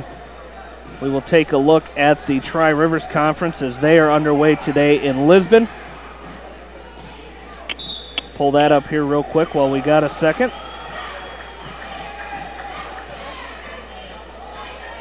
As Brock Henderson from North Lynn, he's in the finals as he will take on Ben Moyer from Alburnett. On the backside, Greg Getzko from Maquoketa Valley is in the consolation semis. He'll take on Ryan Kramer from East Buchanan in the consolation semifinals. Weight class 113, Zach Fowler from Alburnett is in the finals.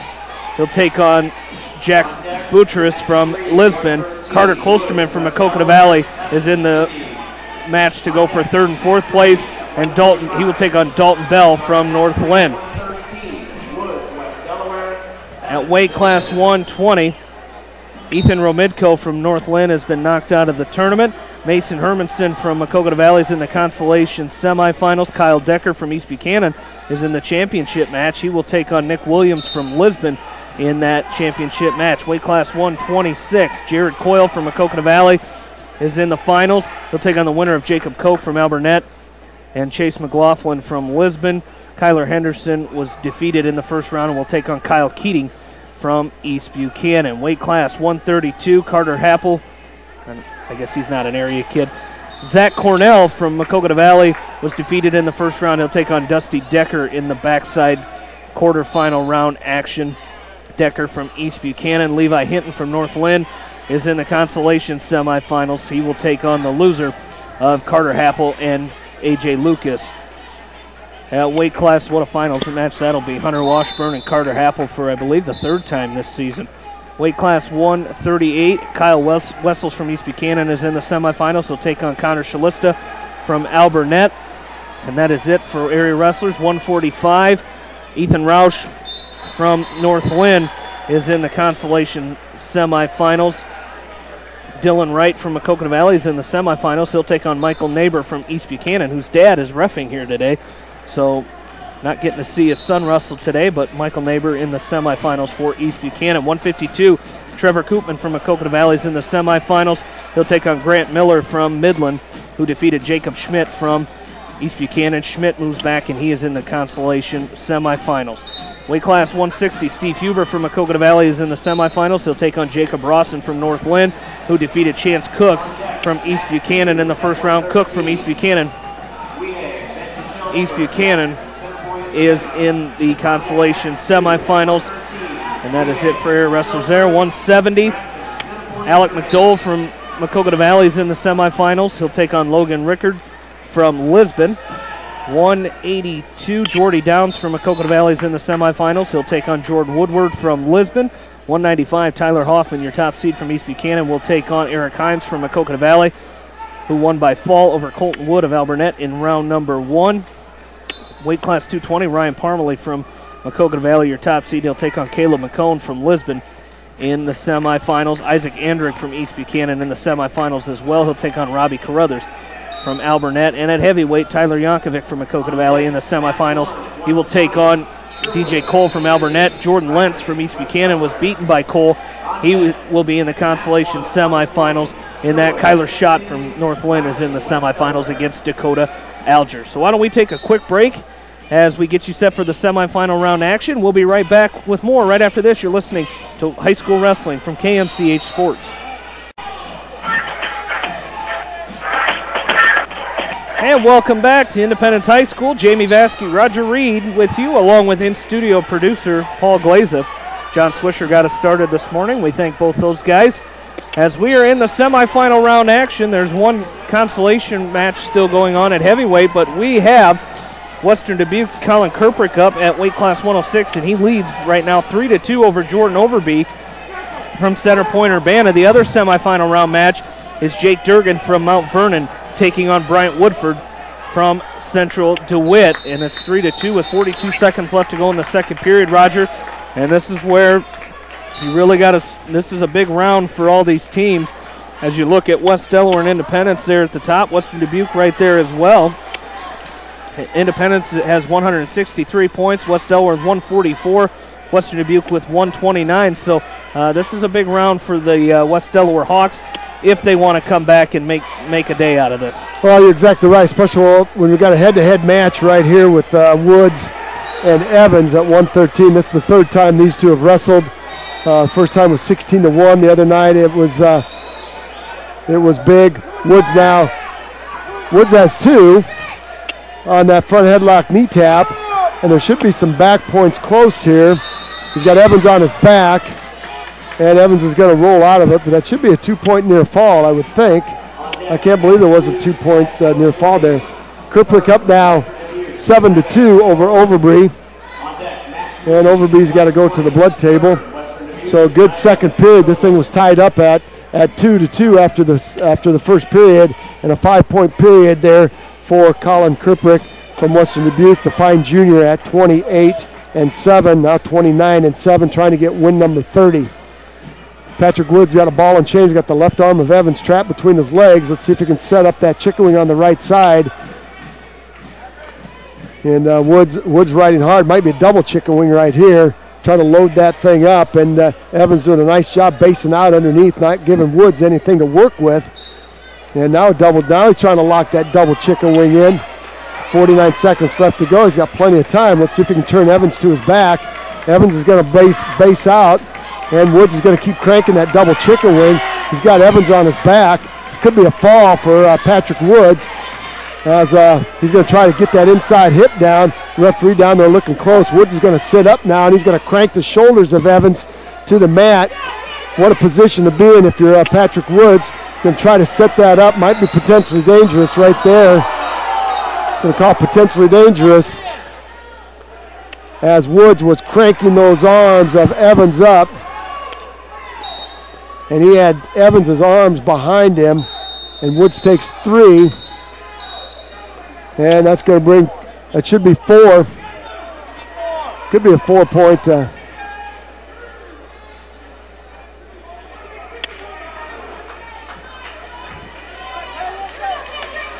4-point near fall there, Mr. Vasky. I think just 3. I think when you call that, he called it potentially dangerous. You know, I've seen that called for 4 also. And Woods is going to try to step in and Turk Evans. Woods is up 5-0 with 12 seconds left to go in the first period. Kirkbrooke up 7-2 with 43 seconds left to go in the match. And Overby is he's got a bloody lip or something. Oh, he's been over to the table quite often over there. We've got quite a match going on. Jake Durgan and Woodford 4-4. Evans is going to go top here. Well, why wouldn't you? You rode him out. Evans rode Woods for a minute 35 the other night, Jamie, on Thursday night, so probably a good decision. But Woods right to his feet. He's got a little giddy up in that stand-up today. Front trip there by Evans, but Woods right back to his feet. Woods using good hand control. Evans looks like he's trying to throw a cross-body right in on Woods. On the edge of the mat, we're going off, and that's a good series of movement by both wrestlers. Kirkbrooke's got to be careful here as he's going to give up a 2-point reversal. Or is that a takedown there? Overby came up with a 2 points, so it's going to make it 7-4. And Overby looking for a cradle here, so Kirkbrooke's got to be real careful here, not giving up any near fall. He's got a 7-2 lead. Woods to his feet. Nice lift and return by Evans. It's only 5-0 right now. Kirkbrooke trying to get a 2-point reversal. I'm not sure how that official scored that, Jamie. I'm not either. I think he scored it too early. Should have let him keep rolling. And Coach Slifka from Center Point's going to come over to the table. And he was awarding points like nobody's business right there.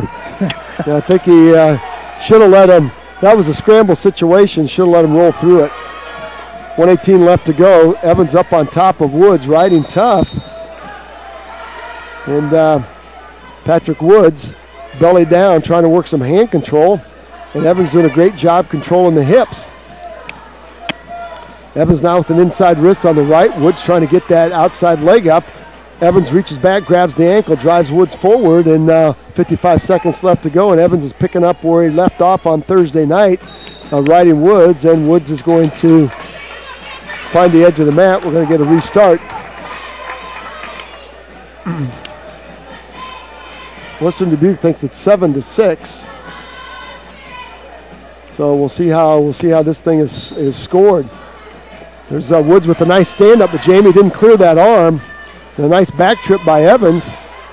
And he tried to take Woods to his back for a tilt, and Woods found his belly again. 40 seconds left to go. Inside wrist by Evans. Patrick Woods belly down. Patrick Woods shorts it. You gotta get pushed back over your hips, Jamie, and work that hand free. Evans is doing a nice job controlling that inside wrist. Woods back to his feet now.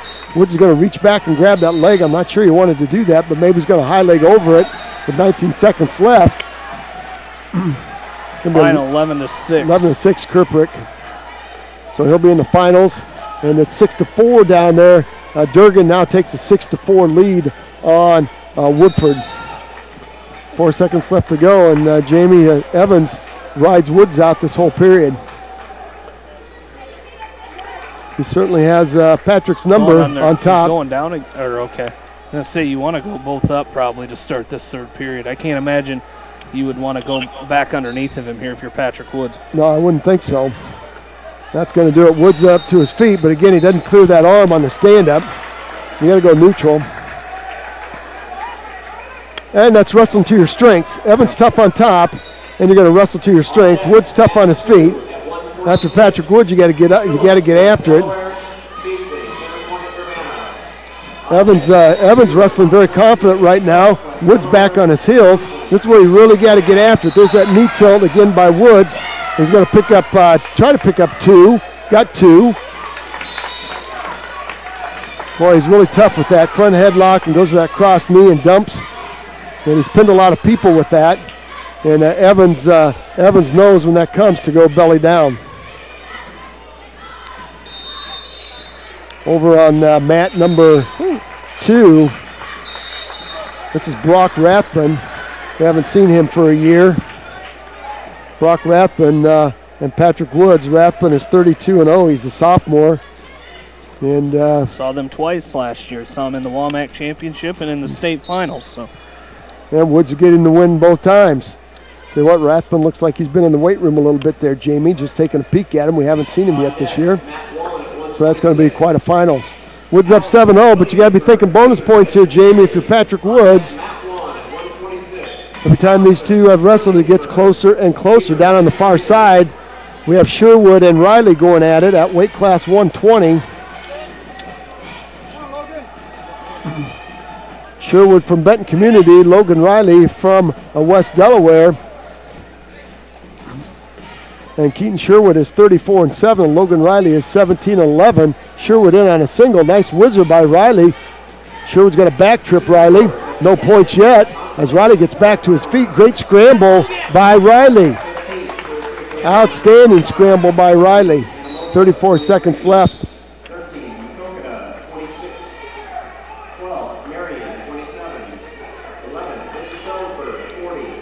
And Woods is going to cut Evans loose.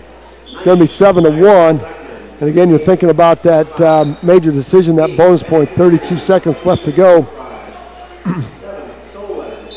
And if you're Patrick Woods, there's a sweep single by Woods in deep. Let's see if he can turn this into some points. Scramble situation. We'll see if Woods can come out of it on top. Down on the far side, there's Woods with a nice double leg. Cuts across to a double leg. Is going to sit Evans to his backside and pick up 2. Scramble major situation decision. Again. That's going to be an 9-1 major for Woods. I'll tell you what, Evans wrestled a whale of a match, and it took a lot out of Woods, Jamie. That second period took a lot out of Patrick Woods. Rathman up 4-0 in the middle of the mat. Sherwood in on another shot. Riley trying to counter that shot. Nice hip action by Riley off the edge of the mat one more time. Keaton Sherwood's 34-7. Logan Riley is 17-11. And again, this would be a huge, just a huge upset. Sweep single attempt by Riley. Sherwood square stance. And what he's nice square stance by Sherwood. Elbows in position. Great opportunity. There's a single by Sherwood, and he's going to pick up 2 with 8 seconds left. So Sherwood up on top of Logan Riley now, 2-0. Down on the mat in front of us, we have Bailey Thurm taking on Louis Gonida. And Thurm is 23-14, and Gonida is 33-5. Highly ranked in the top 8 in Class 2A. Rathman up 6-0 on Max Wehage. He's 31-5, ladies and gentlemen. And these guys were all state place medal winners last year. Wehage from Vinton. I believe Patrick Woods, that was his first round match last year at the state tournament at 106. So 6-0. So 1 point escape by Riley, and Sherwood in on a shot. Riley hasn't had an answer yet for Keaton Sherwood's single attempts. Sherwood using good hand control. Riley back that. Riley trying to shoot a sweep single. Sherwood doing a nice job controlling wrists, and Riley very frustrated right now. Sweep single now by Riley's in deep on Sherwood. Hard down block by Sherwood. Good hip action. Quarter Nelson now by Sherwood. Well, that is a tough situation if you're Logan Riley to be in right now. That quarter Nelson on the right side. Sherwood's got a quarter Nelson. Now he's going to pick up a 2-point takedown on Riley. And Riley's going to pick up a 1-point escape as he comes to his feet, splits the hands of Sherwood, and now faces Sherwood off. It's 4-2 with 58 seconds. Riley's been in on a couple of good shots, Jamie, but good hip action by Keaton Sherwood. Bailey Thurm and Louis Gonida. It's 4-1 in favor of Gonida now. 1-point escape by Rathman, and he is up 7-0 on Wehage. 4-2. Sherwood ahead of Riley. The Independence Mustangs are 15 points ahead of the West Delaware Hawks going into this round. The Mustangs had a tremendous quarterfinal round backside semi-round, going 4-1, I believe, with 3 falls. West Delaware went 1-4 with a fall. 4-2. Sherwood, Riley, 9 seconds left to go. I believe it's going to be Sherwood's choice the third period. Riley trying to penetrate on Sherwood. But Sherwood's got that very difficult square stance, hard to get inside of, and Sherwood's going to choose down. And Thurm riding Gonida now to start the second period. Gonida belly down off left center of the mat. Mat number 3 to our right. The maroon mat with the silver. The maroon mat with the silver circle on it. And the maroon and black eye trimmed in black and white. 1:43 left to go. Riley up on top, riding Sherwood, looking for some back points.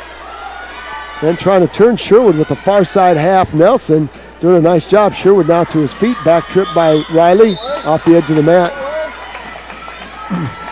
Rathbun up now 9-2 on Wehage. And Gonida still up 4-1 on Bailey Thurm. And we're going to get stalling against Gonida there as 1 minute, 10 seconds left to go in the second period. And Thurm on top, riding tough on top, as Gonida just kind of basing out underneath, and they're going to call to get the stalling warning against Gonida. Now Gonida up to his feet. He's just going to bull rush over Thurm and pick up a 2-point reversal. That's going to make it 6-1 now in favor of Gonida with 50 seconds left to go in the second period. There's a 1-point escape by Sherwood. He will go up now 5-2.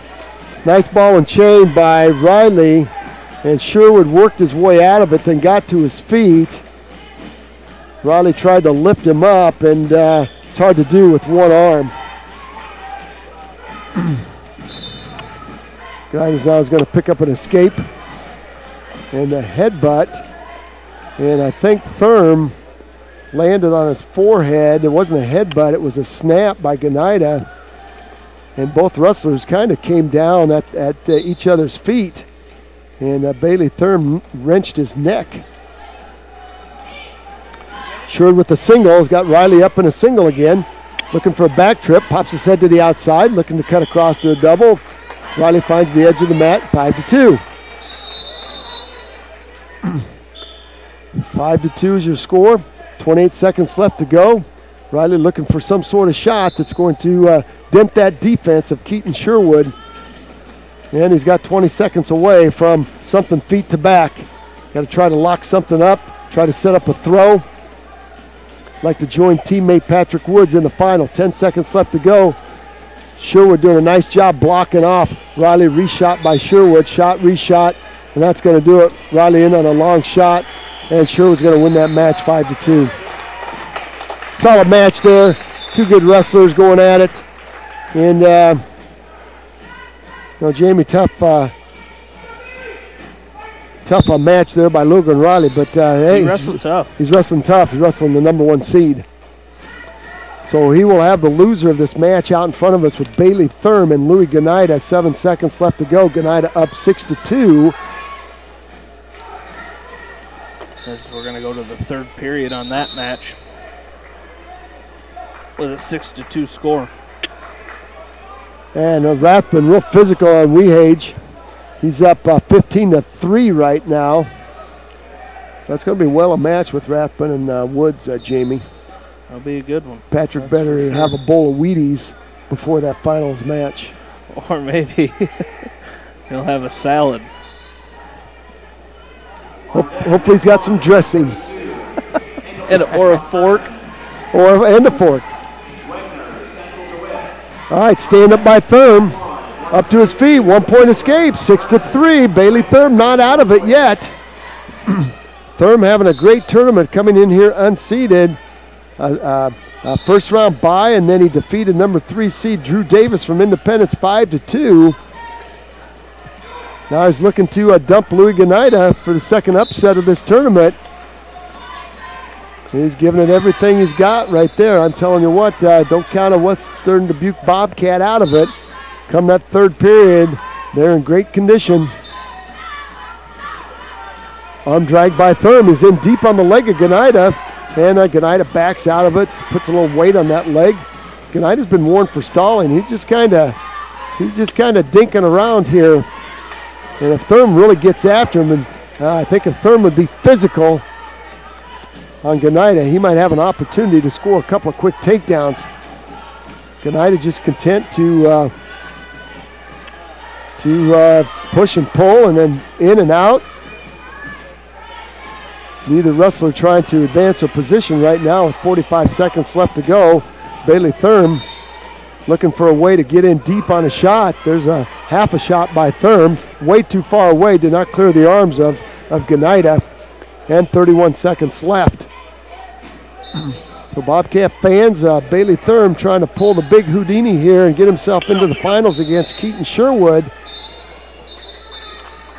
But Louis Gnida with 24 seconds left, going to be a 15-3. That's a long match. That was seemed like. Well, we got a second here. Big hello to everyone listening on KMCH.com today. All 20 of you. Ridgecrest, Smithton, Manchester, Hiawatha, Castile, Bettendorf, Cedar Falls, Strawberry Point, Littleton, Palmetto, Seminole, Florida, Ottumwa, Urbana, and Dubuque today. Appreciate everybody tuning in and listening to us on KMCH.com, and all of you listening on your radio dial on 94.7 as Bailey Thurm is going to fall there. 8-4 the final in that one. So Louis Gnida will move on with an 8-4 win. Thurm will move to the third and fourth place match and take on Logan Riley from West Delaware. Well, there's a nice throw by Phillips. And he picked up, this would be Sam Phillips from West Delaware. And he's getting after it. He's taking on Zach Feasley. He's 28-4 from Center Point, Urbana. He's a junior. And Phillips coming in here 32-4, so he got a couple of ponies. And over on mat number 3,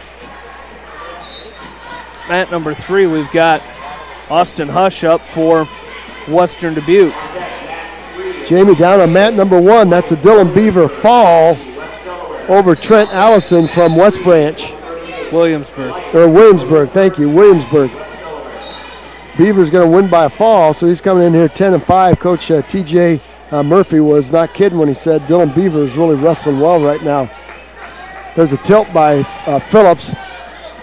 He's got a 2-point near fall on Feasley one more time. So he goes up now 6-0. And Austin Hush over here taking on Nick Highland from Vinton Shellsburg. He's a sophomore, 31-3. Hush, his senior season, they call him the Honey Badger. He's 34-1 this season. I'll tell you what, a couple of good matches out here on the mat. There's Sam Phillips is going to try to tilt Feasley. He rolled across his back. Feasley's going to try to get some balance there. And Phillips is going to pick up another 3-point near fall off that tilt, Jamie. Don't necessarily like to see him roll across his back to pick up back points, but he worked. He got through. Now Phillips is going to go up 9-0, but, you know, he's kind of throwing caution to the wind here. Opportunity to do something that few people do, and that's win a WaMaC title when you're a senior. Absolutely, and that's that's kind of a goal that you start with at the beginning of the season is, win that WaMaC title, and then you're moving on to bigger and better goals, and that's a couple weeks. And I kind of scolded you when we started that first duel of the new year with Decorah, and you were talking about how many years until or how many weeks until state wrestling tournament. We're sitting here 3 weeks away already. Next week's sectionals and districts and state already, so it's gone quick once again. Yeah, 3 weeks from today, you'll be taking your afternoon nap, getting psyched up for the finals. And I'll be ready for it. Yeah, I know you will. There's a double underhook by Feasley. He's got Phillips trying to jack Phillips up. Got to be careful here for Sam Phillips. Don't want to try to launch yourself to your own back. There's a nice throw by Phillips. That was a nice job right there. Felt the pressure. Feasley hit the throw by. It's 11-0 right now. So that's what you like to see over here. Hosh is up 2-0 on Nick Highland, 31-3 from Vinton Shellsburg. There's going to be another 3-point tilt, 5-second tilt, 3-point move. It's now 14-0, 59 seconds left. So Sam Phillips on his way to a tech fall here.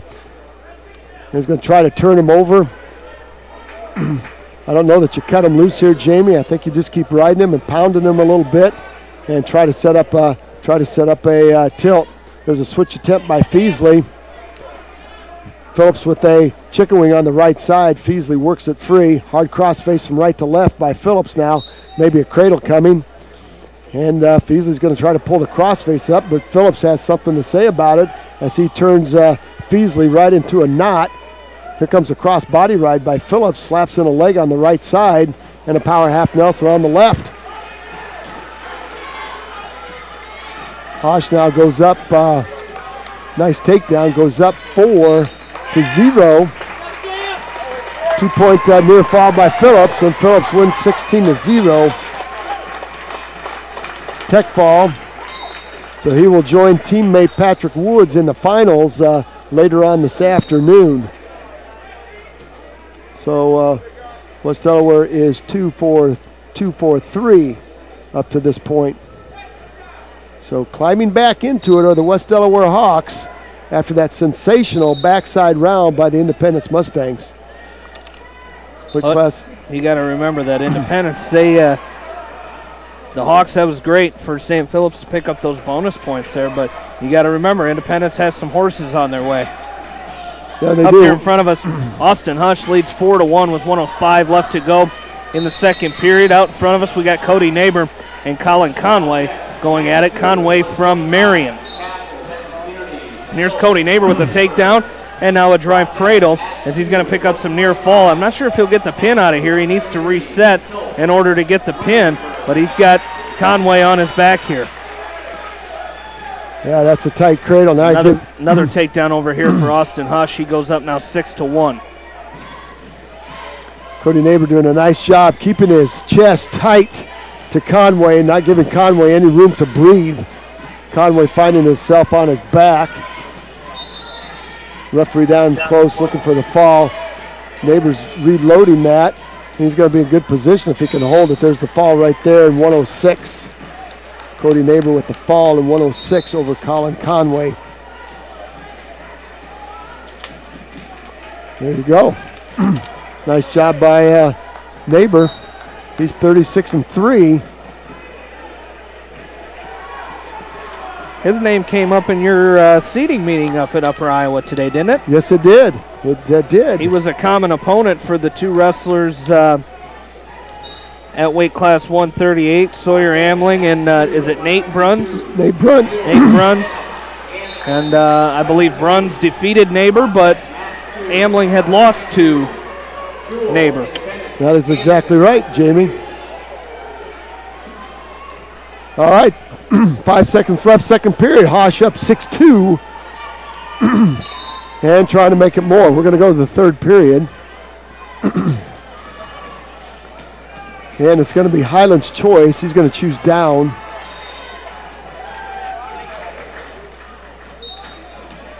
And here you go to your feet. That's a nice stand-up by Nick Highland. Got to his feet at 6-3.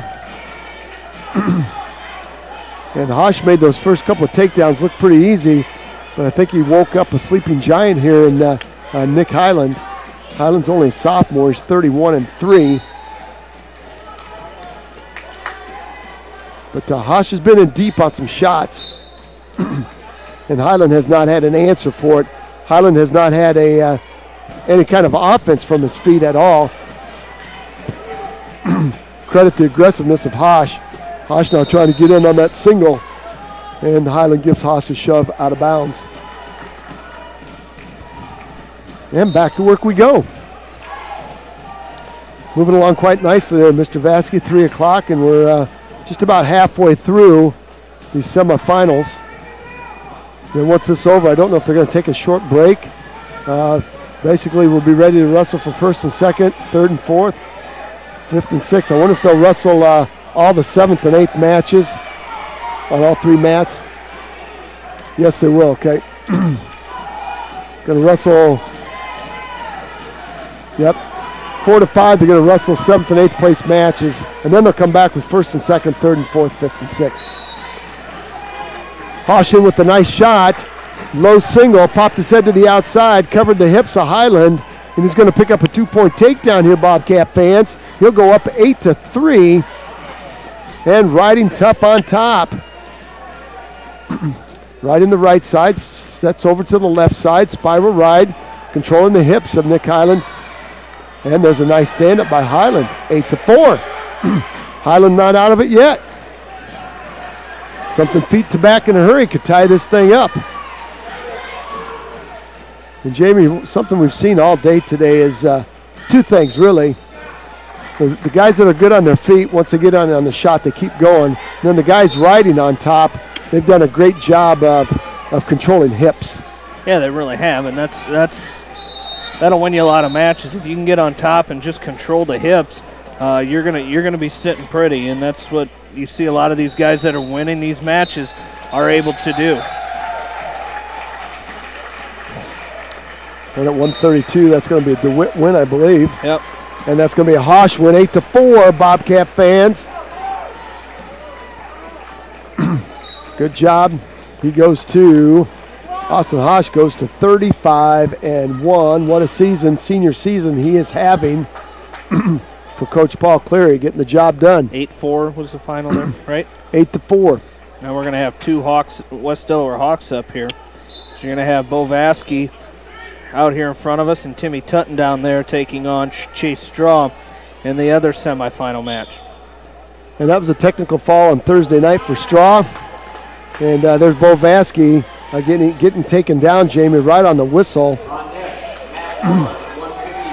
Bo Vasky picking up the second seed here, and he's taking on Garrett Blythe, 34-7, the senior from Williamsburg. And there's Straw with a takedown over on Tim Tutton at weight class 145. So a quick takedown there for Chase Straw. Now he's looking for some near fall points on Timmy Tutton. Yeah, he would like to end this with a fall. He's getting some near fall points right now, and he's got a reverse half Nelson on. This is tight. And Tutton's going to try to roll out of it. Straw puts a half Nelson in on the right with an inside wrist on the left. Vasky's trying to pick up a two-point reversal on Blythe. High bridge by Tutton. You know, Tim Tutton's not going to go down without a fight, but I'm telling you what, this Chase Straw is the real deal. He's got very powerful legs. He's just got great position. There's a one-point escape for Bo Vasky. It makes it 2-1 now. 1 minute left to go in this first period. Chase Straw picking up a fall over Tim Tutton, and a couple bonus points there for the Mustangs. Is that their first finalist, Jamie? Yes. It's Independent's first finalist at 145. Well, it's 2-1 here with Bo Vasky and Garrett Blythe. Blythe out with that real quick early takedown, kind of caught Vasky. Usually Vasky's on a quick takedown, but Blythe taking a page out of the playbook of Vasky. Vasky drop in single, heads to the outside. His boy's got to cut across to a double. And he's going to switch his head to the inside, and Blythe finds the edge of the mat, so we're going to get a restart. That was a good job by Bo Vasky, Jamie, to go out and then get his head back to the inside. Yeah, and that's what he needed to do. Is this has been a good first period. You'd like to see him take another shot to end this first period, though. 8 seconds left to go. Russian tie, 2-on-1 there by Vasky, a hard collar tie. Vasky in on a single. Just kind of dropped in on that single, but that first period's going to end with Vasky behind 2-1. And it's going to be Vasky's choice. He's got the green leg band on. He's going to defer over to Blythe, and Blythe is going to go down. Weight class 152 semifinal. Going on mat number 1. 145 semifinal. Going on mat 2. Blythe with a nice stand-up. That's a great front trip by Vasky. As he drives Blythe down to back down to the mat. Got a great front trip there, and that's what you got to do right there. Weight class 152. You have Dahlstrom from Mount Vernon taking on Mason Cousins. Stand up again by Blythe. Vasky's going to drop in on a single. Blythe finds the outside of the match. And again, if you're Bo Vasky, that's what you want to keep doing. Countering the shots, you know, being aggressive with the counter, stopping that first movement. And there's a nice job by Bo Vasky. He's got a tight waist. And a stand up again by Blythe. Vasky drops in on a single. He's got the left leg or the right leg of Blythe. Blythe is going to careful here. Boy, Vasky showing a little strength. Don't want to get thrown here. Vasky dropping back in on that single. No points yet. You gotta pound your knees here and come up with that leg if you're Bo Vasky. Just give up one, not two. And there's going to be a 1 point escape by Blythe. Now it's 3-1. 3-1 lead by Garrett Blythe. Seeded number 3. Vasky seeded number 2. And we knew this would be a dogfight right here. Vasky trying to go get on that single. And Vasky's going to drive in. No points. Shouldn't be any points there. Vasky could come out of this. Oh, gave him 2 and 2. Oh, I can't believe he gave him 2 and 2. It's going to be 5-3. I think he gave him 2 and 2. Boy, that was close. Vasky, we got 3-3 up on the board. I think should be 2 more. 5-3. Should be 5-3. I think he did go. Haven't posted it up on the board.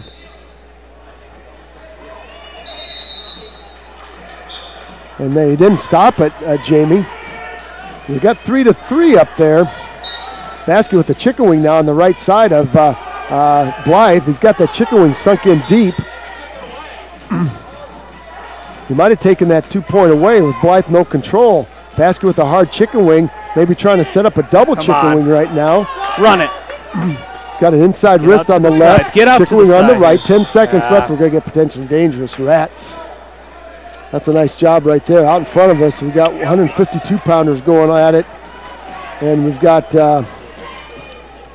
Jake Jewell taking on Dylan Ganson. This is going to be quite a match. Jewell 25-8 and Ganson 30-5. Ganson the senior, Jewell the sophomore. Jamie 3-3 up on the board. Must have waved that 2 off. Vasky came out of that scramble. Boy, it looked like he was going to give up 2 and 3, but he rolled through, came up out of that scramble. Jake Jewell and Dylan Ganson stand up again. Nice lift and return by Vasky. We're going to go to the third period. It's going to be Vasky's choice. That's why you defer. That's why you defer right there. Take your choice the third period, and this thing knotted up. Could be, no, they'll wave that off. Ganson thought he had 2 on the edge, and Jewell did a nice job. Jewell did a nice job with a hip heist, and no points there. We're going to go to 0-0. Vasky working a nice stand-up, good hand control. He hustles back to the center of the mat. So both of them ended at the same time. Those periods, or I'm sorry, Bo Vasky started a little bit, didn't he? But Ganson, nice switch here off the whistle on Jewell. Jewell, a re-switch, and now Jewell's in on the leg. Jewell's in on the leg of Ganson. Could be a 2-point reversal here by Vasky as he's got the left leg of Blythe up. That's going to be a 2-point reversal for Vasky with 1.5 minutes left to go. He takes a 5-3 lead. Now you got to get after it here, Bo Vasky. He's going to sit on the edge of the mat. He's going to try to pull Blythe back in. Our official's going to let him wrestle right there. And now there's the whistle. We got to go back to the center. 1 point escape by by Ganson. He's up now 1-0 in the second period. Coach Mike Doyle talking about how good this sophomore is, Jake Jewell. And we know how good he is. There's going to be a stand-up by Blythe. Nice lift and return by Vasky. 5-3 is your score. 1:09 left to go. Vasky with the tight waist with the left. Looking to dig a wing. Get out to the side and run that wing. If you stay parallel like that, you may get a stalling warning here. So I'd like to see him get out to the outside and try that wing. He's got a nice head lever, working a head lever. Blythe now trying to work a stand-up. Vasky going back to work with that tight waist. I'm telling you what, that is tough. Vasky using that leverage. Vasky using that leverage. Now he's got a chicken wing on the left side. Chicken wing on the left side of Blythe, trying to work a half Nelson. Don't want to give up 2 there. 5-3. Maybe a cradle. Vasky's got Blythe in a cradle. He's a little bit high with it. He's going to pick up some back points, maybe. Blythe rolls through as Vasky got very, very high. He got very high with that. Blythe is going to try to come out the backside with it. Vasky hanging on for dear life. 16 seconds left to go. The longest 16 seconds of your life right here for Bo Vasky. Vasky lets go of the cradle, puts a cross body right in. 9 seconds left to go. Vasky trying to join Patrick Woods and Sam Phillips in the finals here. That's going to do it right there. That's a 5-3 win. Vasky with a 5-3 win. Third Hawk finalist. What a match that was right there.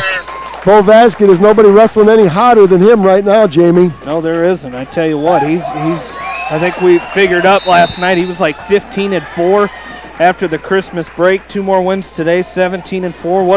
What a good second half of the season he's had. Right up on that mat, we'll have Jake Voss here. Is Jake Voss coming up. He's going to pick up a 2-point takedown on Logan Mayberry of Maquoketa. And Logan Mayberry is kind of a scary guy to wrestle because he's so good with the legs. And Jake Voss is just going to have to tighten everything up and just be physical. And he's starting that out, and he's starting out in good shape right now. And he's going to set up a tilt, and off the edge of the mat they go. There's a 1-point escape by Jewell. We're tied up at 1s now with 1.5 minutes left. Dylan Ganson, the outstanding senior for Western Dubuque, and the outstanding sophomore Jake Jewell, they're going to settle this thing on their feet. And over on mat number 1, we got Nick Holt from Independence. He's 30-9 his sophomore year, taking on Vic Malloy, the sophomore from Williamsburg, who's 38-8. And a nice front headlock by Jake Voss. He's going to pick up 2 more on Mayberry from Maquoketa. And that's weight class 160. Nick Holt 28-9. Malloy 36-8. You know, that seated me last night. Malloy lost a critical match, and you know, it probably took him out of that. Voss might have a fall here on Mayberry. He's got a half Nelson, and he's got Mayberry stacked up. Let's see if he can tee out. He's got 51 seconds. Now it goes to Butcher. Voss in great shape. There's a fall. 4th finalist for West Delaware. That's a good job right there by Jake Voss, showing why he's number 1 or 2, getting the job done for the West Delaware Hawks. Not only with a win, but a pin. 2 more Hawks to go in this round. There's Malloy and Holt going at it. Holt in on a long double. He's in a bad situation as he is belly down right now. Malloy might come out of here with an opportunity to score some back points. He's going to scoop that arm of Holt. And we're going to overtime here with Ganson and Jewell. It's been a good match. We knew that coming in last night because I think, what did they do here? I know one of these weights they ended up drawing the top 2 guys. Was this it? No, I don't know what it was that got Jake Jewell the seat here, but I tell you what, Ganson was right in there. I think Ganson was one. He might have lost a couple key matches somewhere, and I think that's the one Coach Cleary was hoping that they wouldn't bring up in the seating meeting, but Ganson lost a couple matches he shouldn't have, and was fighting for that seed. That should be 2. 2. Ganson's going to pull the upset right there. Going to pick up a 2-point takedown on Jewell, and Ganson will move to the finals in overtime. So Jake Jewell made a costly mistake there, shot with his head down, and that made it very easy for Dylan Ganson. That made it very 3-1. 3-1 in OT. Kyle Fank now up, and he's got Roman on his back, and could be a fall right here. Roman rolls through. It's a 2-point near fall for Kyle Fank. He's up 4-0.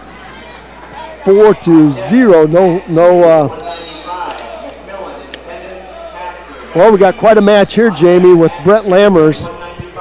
This is one of those. You know, Drew Shader has been wrestling for a long time, and we've seen him wrestle some awful salty matches. He's got a short body. He's very compact. He's very strong. But you know, Brett Lammers has shown that he can wrestle awful well too. He's 31-2 on the year and having a great junior year. Great semifinal. 0-0 down on mat 1 with Holt and Malloy. Fank up 6-0. And Schrader and Lammers going at it. There's a long double by Lammers. Well, got to be careful right there coming up, Jamie. Could you see that headlock? Did you see Schrader loading up that? Strong enough and physical enough that if he decides he wants to throw it, he's going to do it. I could just kind of see that coming as Lammers backed out of it, and Schrader, was thinking about it. And Lammers is leaving his elbows up when he's shooting, Jamie, and I'm telling you what, that's going to put you in trouble every time. He's got to tuck those elbows back down underneath and make that deep penetrating shot and get both arms on a leg.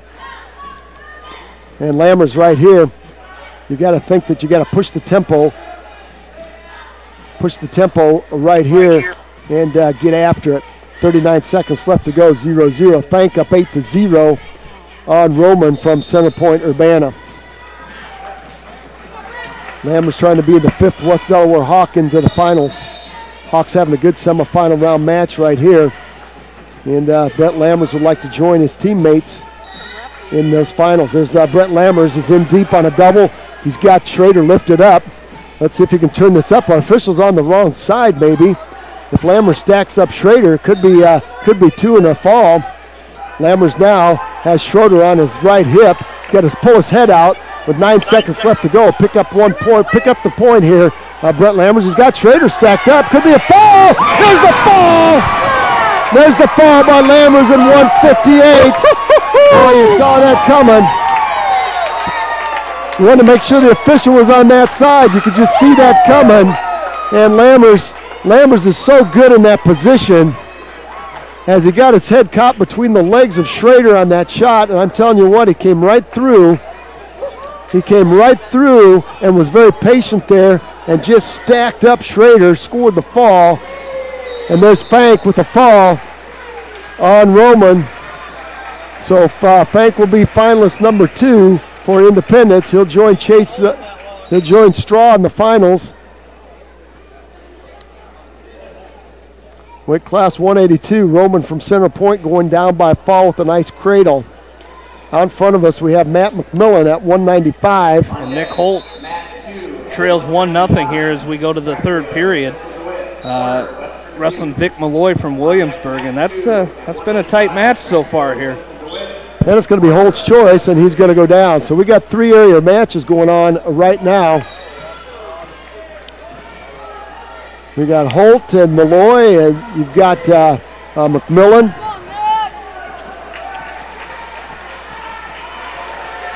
You've got McMillan out in front of us at weight class 195. And McMillan is taking on Logan Pasker, who was a 4-1 winner over Scott Taylor. 1-1 now. Holt with an escape, and this thing is going to go to neutral. There's a low single by Malloy. He's in deep on Holt. He's going to pick up a 2-point takedown. Vic Malloy with quite a shot there on Holt from Independence. That was a John Smith low single shot and popped his head out and finished it very, very nicely. Now Malloy up 3-1 over Holt. McMillan up now 2-0 on Pasker with a nice throw by. Out in front of us, Jamie, do we have a score yet? We do not have a score yet. We've got blood time. And this would be Keneally? Yep. Ryan Keneally taking on Mitchell Spendler from Williamsburg. So Ryan Keneally coming in here at 7-7, Jamie, and he couldn't find himself in the finals. So that would be quite a testament to his ability to just come in here with only 14 matches under his belt and get the job done. There's a throw by Spendler, and he picked up a 2-point takedown on Keneally. 43 seconds left to go. 43 seconds left to go. And we're going to get stalling on Holt as Malloy's riding an inside wrist and trying to work a tilt on Holt. 976249 or emailing sports@kmch.com. All right. Back to work we go. Now we're going to get stalling against Malloy with 13 seconds left. McMillan has Pasker on his back. There's the fall. So McMillan will be the 3rd Mustang in the finals with the fall over Pasker. He will join Straw He will join Straw. There's a 1-point escape by Holt. 6 seconds left to go. And Malloy in a scramble situation, 3 seconds left. Malloy's got to take a step forward, and that's going to do it right there. A 3-2 win by Malloy. He's pulled the upset over Holt. 3-2. 3-2 win, and there's a fall, Jamie.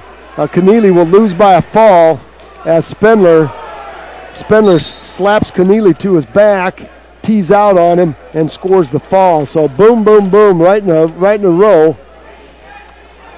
Them things were over. Malloy winning 3-2. We have the other semifinal. Great match down here at weight class 170. Out in front of us at weight class 195, we have Bryce Horner taking on Chase Cracklio. This will be quite a match also. So, Jamie, we got 2 featured matches, 2 semis. Trey Ryan and Max Lyon going at it. And Max Lyon has 1 ding in his armor, and Trey Ryan put it there. Trey Ryan, 2 dings in his armor. 2. Adam Drain was the Adam other Drain, thank you very much. Other semifinal at 220, Lance Evans, a top ranked in class 2A. That ain't going to last very Is taking on Connor Boddicker. Evans has Boddicker on his back. That's probably going to be a fall. Trey Ryan's going to score a 2-point takedown on Max Lyon. And Lyon's going right back to work, trying to work some hand control, getting to his feet. Chase Cracklio and Bryce Horner at it on the center mat, right in front of us, mat number 2. There's a double leg takedown by Horner. That was a bull rush. That was a freight train double, and he got in deep on Cracklio's hips. And I'm telling you what, that was a physical, and there's a sit-out turn-in by Cracklio, and he's going to pick up a 1-point escape, making it 4-2. Horner picks up a 1-point escape with great hand control over Ryan. Horner's diving right in on Ryan. Ryan steps over the whizzer. Lyons has Ryan on his back. Tell you what, you don't often see that, Jamie. A senior, Trey Ryan, stepping over a whizzer. And over here on mat 3, we got Richie Hevron from West Delaware taking on Logan Linderbaum from Solon, a junior at 30-6. Richie, a senior at 24-15. And Linderbaum is very physical, and Richie Hevron's going to have to hold his ground. 5-2, Max Lyon lead right now. I can't believe Trey Ryan, Jamie, stepped over that whizzer, and Max Lyon had Ryan on his back momentarily. Again, Max Lyon trying to avenge this loss.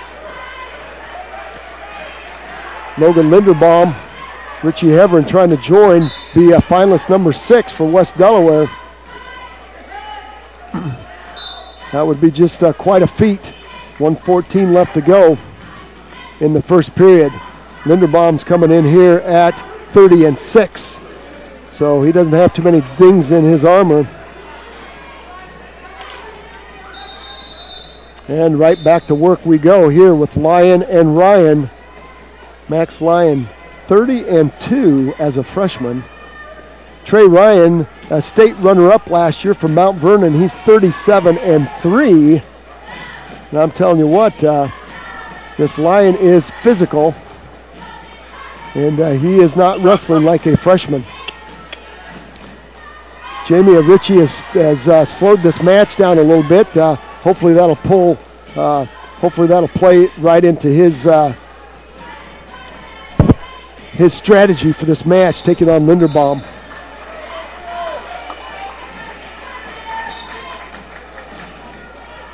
So here we go.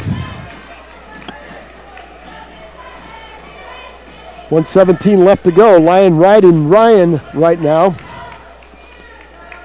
Richie Hevron, he's got a big overhook on Logan Linderbaum. 6 seconds left to go.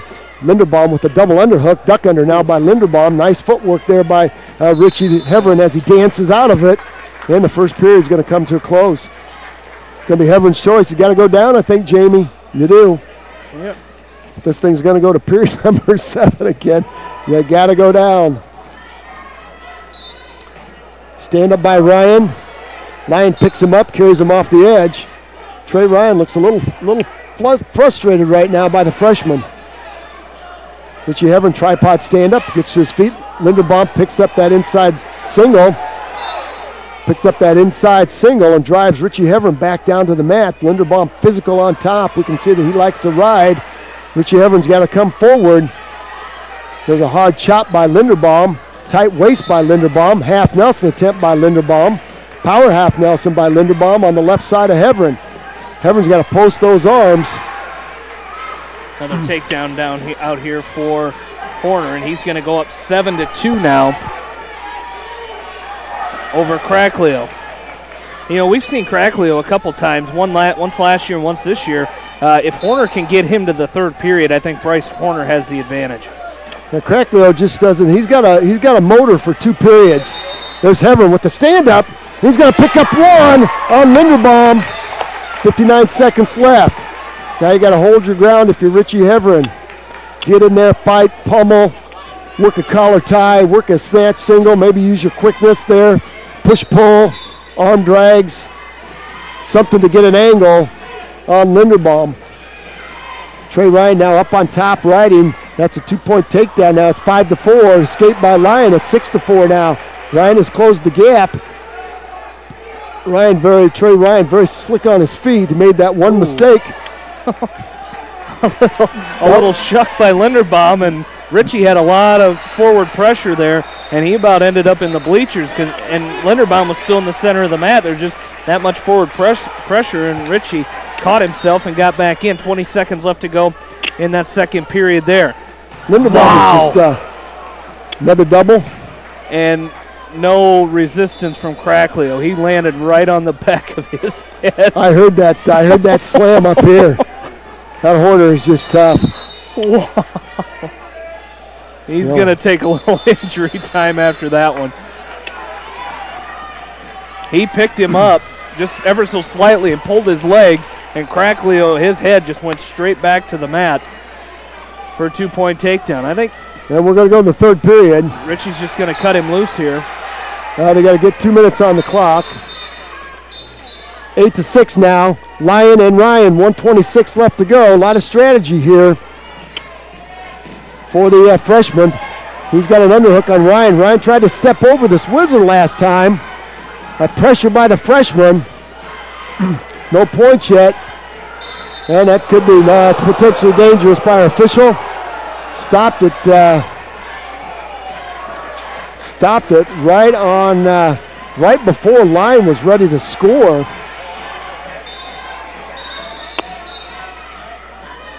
Potentially dangerous. That's a nice overhook by Hebron, 1-1. 1:30 left to go. If you're Richie Hebron now, you got to keep pushing. Hebron's in great shape. You got to keep pushing. 2 for Horner, as Cracklio has blown his lung, Jamie. He's the third period. He needs his oxygen mask. Oh, there's a nice shuck by Hebron. Almost had a go behind on Linderbaum. I think Hebron's got a stall warning against him, so he's got to try to come back and. Well, I think Richie will push-pull, Jamie. He's got Linderbaum on his heels. Hebron with the push-pull might have a snap and spin. There's Linderbaum now. Linderbaum with an underhook on the right side of Hebron. Hebron blocking off. There's going to be a 2-point takedown by Lyon. We're tied up, Jamie, 8-6. 8-6 with 8-8. Thank you. Can't be tied up 8-6. 8-8. 14 seconds left to go. They haven't got the 2 points posted up there. But Lyon looking fresh. Now we're not tied up. Lyon's ahead 10-6. That's it. There's it. Lyon gets the payback. Horner's going to double leg Cracklio again, making it 15-7. Hebron has got an overhook on Linderbaum. 21 seconds left. Boy, I'd like to see just Richie Hebron snap Linderbaum down. Just try it one time. Horner's going to win that one 15-7 for the Bobcats. That's a solid win by Bryce Horner. We're going to go overtime again. Well, I just like Richie Hebron's opportunity here in this overtime period. I think he's got Linderbaum on his heels. He's got Linderbaum on his heels down the far side. Got Jason Grover from Independence at 220.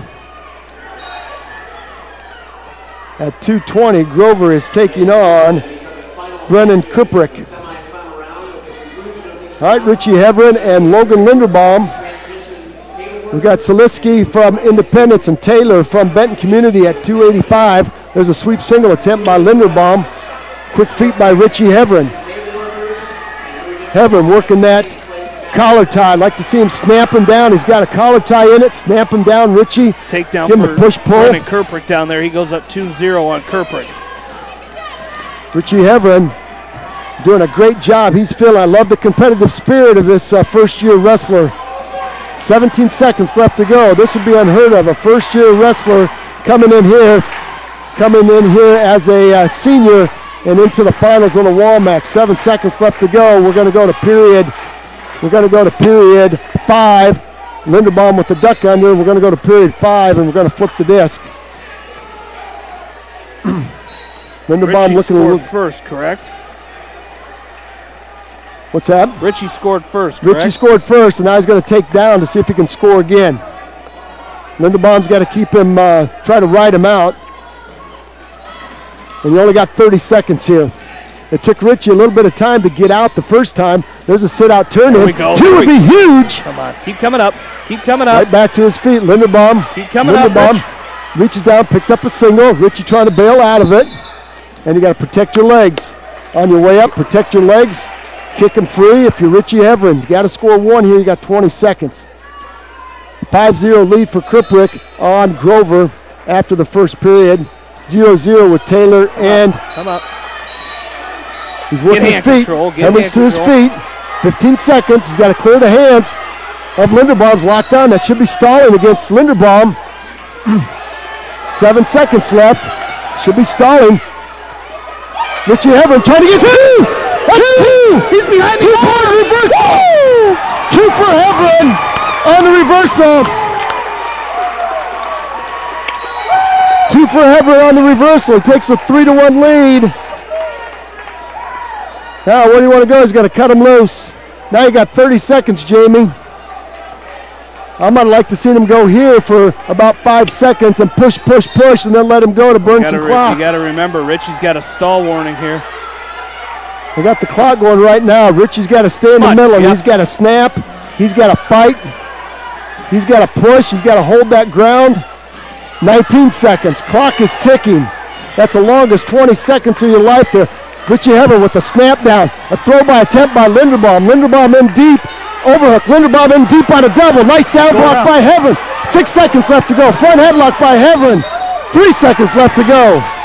Come on, Richie. Richie's got to move. You got to go forward. You got to circle. You got to take at least 1 step forward. Jump out. Heverin pulled the upset. Upset of the meet right there. Yes. Richie Heverin. Richie Heverin getting it done against Logan Linderbaum. Be the 6th finalist for the West Delaware Hawks. Getting the job done as the senior. That just gives you goosebumps. Oh, man. That is unbelievable. That's goosebumps. He got a first-year kid that's never wore a singlet. Didn't even know how to put a singlet on 3 months ago. He put a singlet on. Now he's in the finals of the WaMaC. Go figure. That's heart. That's competitiveness. That's spirit. You know, that's just got to pump you up. Now that should have been a 5-2 final, correct? Was that a takedown at the end? 5-2. You betcha. And he's got a shot now. This is 0-0 with Saliski. And we're going to get stalling against Saliski underneath. Taylor going to work on Saliski. Kriprick up 8-0 on Grover. Taylor from Benton Community, your top seed at 285. Quentin Taylor, he's 32-4, and he is tough on Saliski. Saliski's got to work some hand control and got to work to his feet. Coach Brett Adams, volunteer coach Brett Adams over there in the corner. Kriprick with 49 seconds left, up 8-0 on Grover. The Hawks have almost 50% of their lineup in the finals. That's awesome. That's an outstanding round right there, I would have to say. Wow. All right, Kriprick up 8-0. Working an inside wrist on Grover. And we're going third period, Taylor down. Saliski up on top, is going to ride up on top. And Saliski trying to chop Taylor. Taylor coming to all fours. Taylor's going to split the hands of Saliski and pick up the first point of this match. 152 and counting. 152 and counting right here. It's going to be Grover's choice to start the third. He's going to go neutral. Brendan Kriprick coming in here at weight class 220. Grover, 95-pounder, moving up. As Coach Mike Doyle said, he's got a lot of heart. It's a good match on this center mat here with Saliski and Taylor. 1-0 still. Taylor leads it. Both wrestlers on their feet. So Saliski, he's going to have to get going on his feet here if he wants to get into the finals. He certainly does, and he has been warned for stalling, Jamie. So he's got his work cut out for him. Quentin Taylor, he's so deceptive. He's got some quick feet also for as big as he is. You just kind of look at him and think, hey, you know, I got this kid, but he's got some powerful legs. Now those singlets they wear, they kind of hide their definition a little bit because they're long cut. But I'll tell you what, Quentin Taylor is put together from the waist down, and he's got some powerful hips. All right, 10-0, a takedown by Kriprick. With 1:17 left to go, he's working on a major decision on Grover. Now we're going to get warning against Taylor. Quentin Taylor takes a warning call now. Both wrestlers have been warned. So Saliski going to work now, pushing Quentin Taylor. Taylor's going to try to stay in the middle. Saliski pummeling, working that upper body. And Taylor content to work that 2-on-1, working inside position and holding his spot. There's a duck under by Kriprick, and he picks up 2 as Grover scored an escape. There's a 2-point takedown by Quentin Taylor. That's a duck under, nice duck under, good quick feet. That's a solid move by the senior from Benton Community. He's having a fantastic year also. Richie Heverin coming in here unseated basically, Jamie. And yeah, what did they do at heavyweight? I can't remember. I know there was some scuttlebutt, but I think we ended up drawing. Seeded 1, 2, drew 3, 4, 5, and 6. Yeah, I think we did. There's a nice win by Quentin Taylor. Nice match by Saliski. Taylor's going to win that 3 to 0. And Kriprick is going to win 12-1. So we are done with the semis, and what a fantastic round of semis these were, Mr. Jamie Vasky. So we're going to take a short, did they say we're going to take a short break? I think they're just going to. They're going to move right into 7th and 8th place? What they're going to do is, I think it's a shift change for the table workers. Okay, well, let's take a short timeout. You want to take a short timeout? Let's take a short timeout. We're going to catch our breath and get a quick drink here before we have to go these 7th and 8th place matches. Hey, stay with us, wrestling fans. We got more action for you from the Mustang Gymnasium right here on the beautiful campus of Independence High School. You're listening to Hold by Hold Wrestling Action on Eastern Iowa Sports Station, Mix 94.7 KMCH.